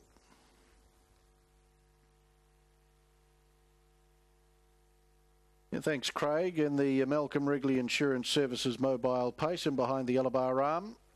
First leg of the second quaddie tonight, and 486.94 left in pick 6, 9 and 10. Knapdale Girl, Franco Nikau. Into the lane they come. Just the 5 runners, no third dividend. Malcolm Wrigley Insurance Brokers mobile pace. Green light is up and they're off. Rockin' Ruby, she blasts off the outside of the arm to come across the face of the field. Coming across with her is Electric Chapel, and he'll ease and take the trail behind the mare as they work the stables corner. 2 lengths away then to Take the Hint, and they're followed by Hot Mark, and Debs Powell will settle back at the tail. So Rockin' Ruby, the Te Awamutu Cup winner, goes on to the lead for Mango, 1.5 lengths over Electric Chapel. Take the Hint at the 1800 metres, and Mangos now buttons the speed right off here. Hot Mark is back second last, and Debs Powell and the Iceman Tony Hurley back at the tail. Well, it'll be interesting to see how long they let Mango get away with comfortable terms in front. The lead time will be cut out in 44.3. Hurley, he saw what Mango was up with, so he comes forward now with Debs Powell to whistle around the outside and take up the running. Debs Powell as they sweep across the showgrounds, turn away 2.5. Rockin' Ruby.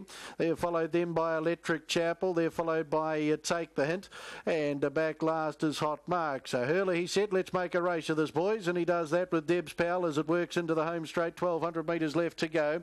Malcolm Wrigley Insurance Services pace, and 30 and 8 was the first quarter. Leads by a length and 3/4. The favourite, Rockin' Ruby, she's got the ideal run in the trail where she was last week when she took the Te Awamutu Cup at Cambridge. In the third, Electric Chapel. Midfielders have received the bell. They're followed by Take the Hint and David Butcher second last. Hot Mark and Ben Butcher last. 900 left to go. Deb's Powell leads over Rockin' Ruby in third. Electric Chapel and Zach Butcher as they pace to the 800 metres, then Take the Hint, and still back last is Hot Mark. 30 and 7 was the second quarter. Down the back goes Deb's Powell, leads a length and a half. Rockin' Ruby paces along nicely in second, as to Electric Chapel third on the back of the favourite. They're followed by Take the Hint. The last of the five is Hot Mark as the speed goes on now with 500 metres left to run. They turn off the back. Deb's Powell leads. Coming up on the outside, Electric Chapel, Rockin' Ruby waiting the passing lane run. 2 lengths, Take the Hint and Hot Mark. Quarter posted down the back and 28.7. Deb's Powell for home. Electric Chapel, Rockin' Ruby. She won't wait the passing lane. She's coming to the outside now. They sprint for home. Electric Chapel goes to Deb's Powell. Rockin' Ruby off the back of Electric Chapel to challenge, and then Hot Mark. Electric Chapel, though, has good momentum. Up 75 to go. The mare can't get Electric Chapel. Nice drive, Zach Butcher. Electric Chapel in, Rockin' Ruby second, Deb's Powell third, nearly a dead heat fourth. Take the Hint and Hot Mark. They'll fight that position out. 28 and 2 the run home, and 2:42.9 the overall time. Electric Chapel back into the victory circle at Alexandra Park, and it's win 9 tonight at start 23. Zach Butcher, Jeff Small took the initiative at the 500. Came away from its midfield spot to get up on the outside of the leader, put Rockin' Ruby in that pocket. And he's carried that good momentum all the way to the line to score nicely in the Malcolm Wrigley Insurance Services mobile pace. Rockin' Ruby second. Home for third was Deb's Powell, and very tight for fourth between Take the Hint and Hot Mark. Judge Graham McLennan can sort that out for us. Nice win, though. Electric Chapel, number 6.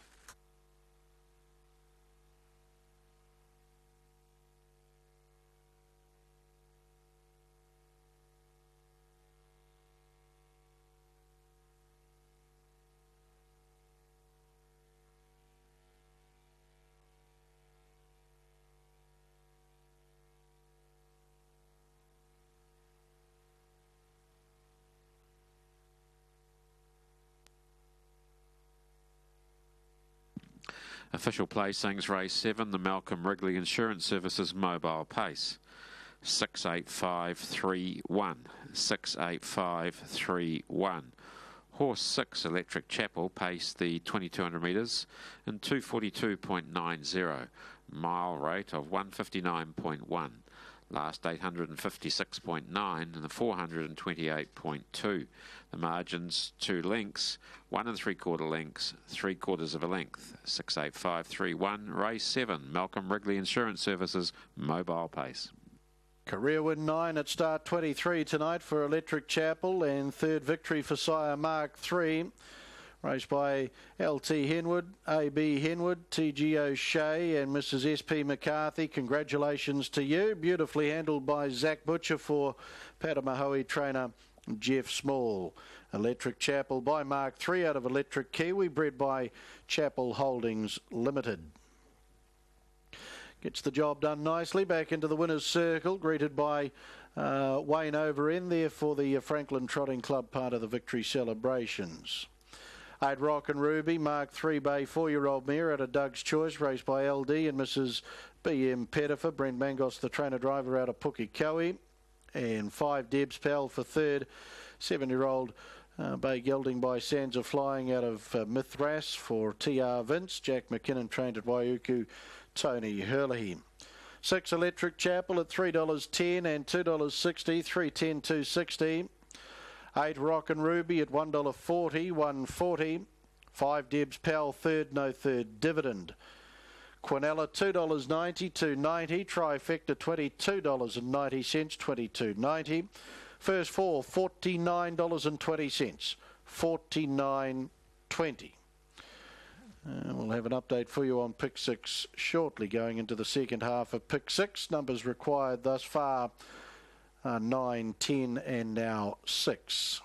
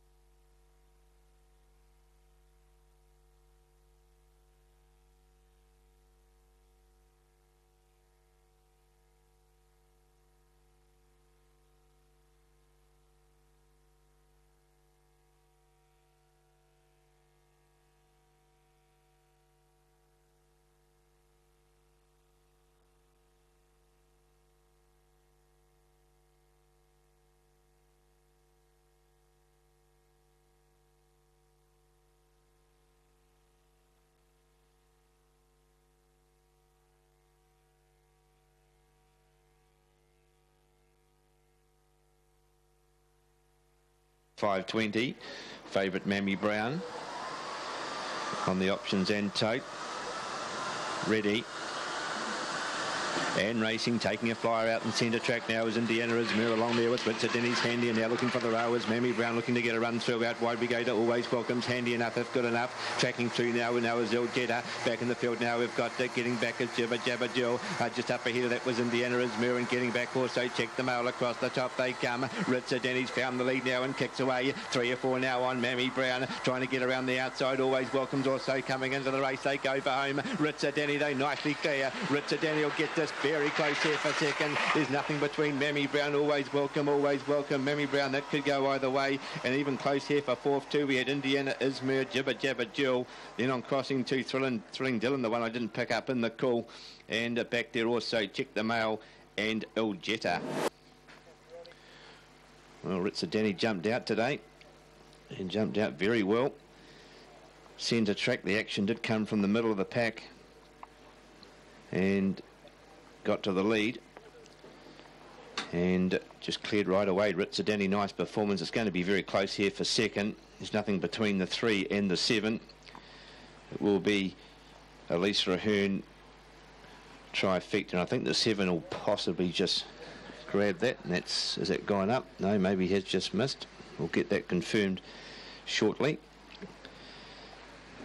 as we have a look at the head on, and a nice run here for Richard Denny. Came out running there with Indiana Izmir. They both had to jump well, and I thought just going out of the straight, it wouldn't surprise me that would be the Quinella.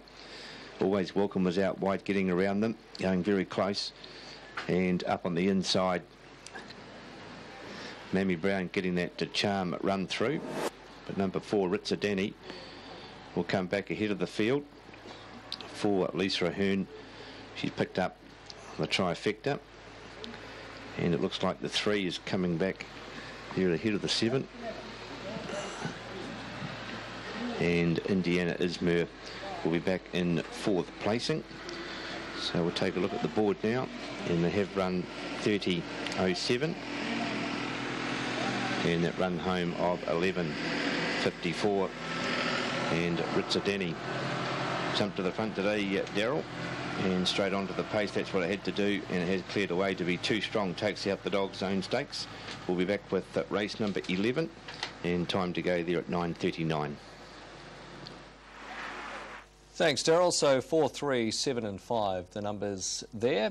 And Ritsadeni getting home to pay $8.70 and $2.30. Mary Brown 120, always welcome at $2.40. Quinella pays $8.10. The Kennel trifecta at $116.80. And Indiana Izmir was confirmed fourth. And in the first four paid $718.40. That's race number 10 from Hattrick tonight, which completed a double. 4 on 4, $22.40. 4 and 3 at $3.30. Race 11, Class 4s over the short course at 9.39, and here's the latest market. Bad Week at $3.60. The options off the inside. Chocty Ellis $4.80. Opawa Lean Meat $7.50. So Richie is your favourite at $3.20, $12. Ever So Hopeful. Our Jack Attacks at $9. Gazillion and Rebel City both at $14 with the bookies. A break for us here on TAB Trackside 1 Friday night. We're back at Addington to rejoin Matt Cross after this.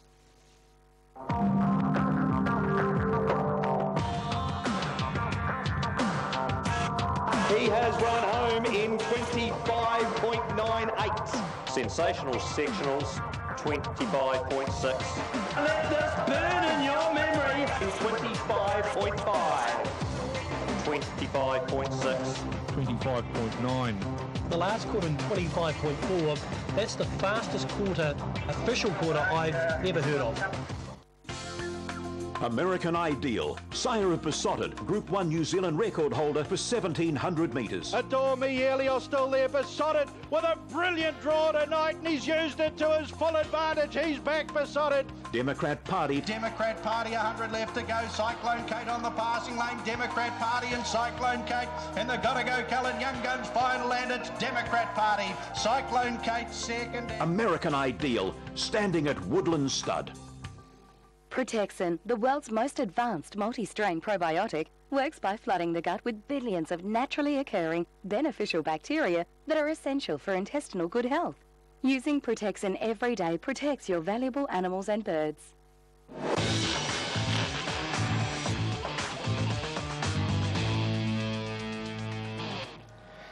And welcome back into Addington Race.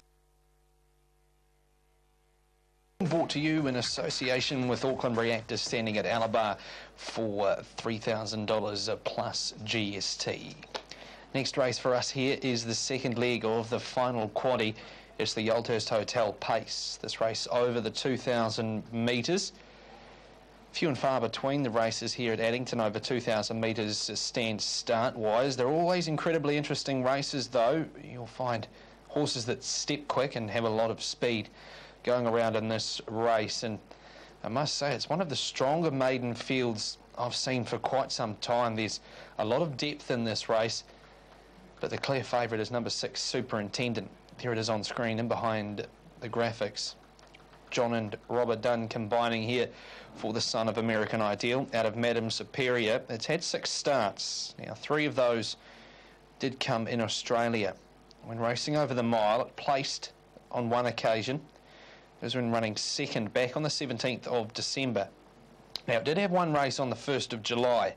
The horse was shipped back here to the Robert Dunn stable, and it comes into this race with a very strong workout under its belt. I watched the workout a couple of times, and it was on the front foot the whole way. It hit the line incredibly well, hence why it is the favourite. 291.60, 260 option 808 if you're looking to play on the fixed odds. Next best supported is the horse on screen, Speed Ski. We heard from Robbie Close earlier, speaking on behalf of Benny Hill. He mentioned this horse is going to get better with a little bit of time. Even though he's a 4-year-old, he's had the 3 starts, start number 4 today. The stand start seemed to have been settling him down a bit. He did a couple of things wrong at Motukarara, but gee, he found the line well. Run 4th of 14 there, and behind Ardwell's Key, got a long way back and really put himself out of the race after being a touch slower away. Monumental on screen. It's 11 and 260. I'm actually surprised this horse is that long. And Monumental run 3rd in its first start to Cody Singer. Now, it was an interesting race that. Cody Singer was beat at the 200, as we know. He came back. Now, had he not, Monumental runs 2nd to Nui Tok Tien, who runs 2nd in that race. And he should be able to strip fitter for this, Monumental. Peter Bagri invariably has his horses ready, and it wouldn't be here if it wasn't the 4-year-old by McCardle. Support for number 3 had no interest. Was a tidy trial here when winning at Addington on the 22nd of September. It beat a race rival and Take After Me. Now, Take After Me is a 4-year-old. It's by Holmes Hanover out of Give or Take. And for those of you who remember Give or Take, she raced around in the Oaks, in the Jewels. She was a very good filly for Neil Radford. She spent part of her life, and then she transferred to the Brent Lilly stable. So he's quite well bred, Take After Me. He'd be one of a handful of Holmes Hanovers remaining in the country. Others are in this race. You're looking around number 10, the Persuader. He carried a bit of support in his previous 2 starts, both of those on the grass. Second at Methven, and then third at Monte Carrara. He only got out late at Monte Carrara. He unwound okay. I would imagine he would be able to sprint a bit better on this type of track. Number 5, Arizona Air, was very quick away in that race. He led from the second line, Arizona Air, so 2,000 metres should suit him. If he steps well and finds the lead, Michelle Nielsen and Mike Brown almost got one up earlier on with Johnny Eyre, just missing out in behind Mr. Franklin. I settled on number 6, Superintendent, here on the back of that very strong workout win, ahead of number 2, Speed Ski. I'm wanting to give him another chance here. He's drawn 2, so he's going to be up early to the barrier strands, and with good manners, he puts himself in the race, he becomes a big chance. Number 12 in for third, and that's Monumental, just on that placing at its first run. Opened at 11s this morning. He's steady at that quote, and in for fourth, number 10, the Persuader. Look, Mark McNamara, your dollar each way man could have a bit of fun in this.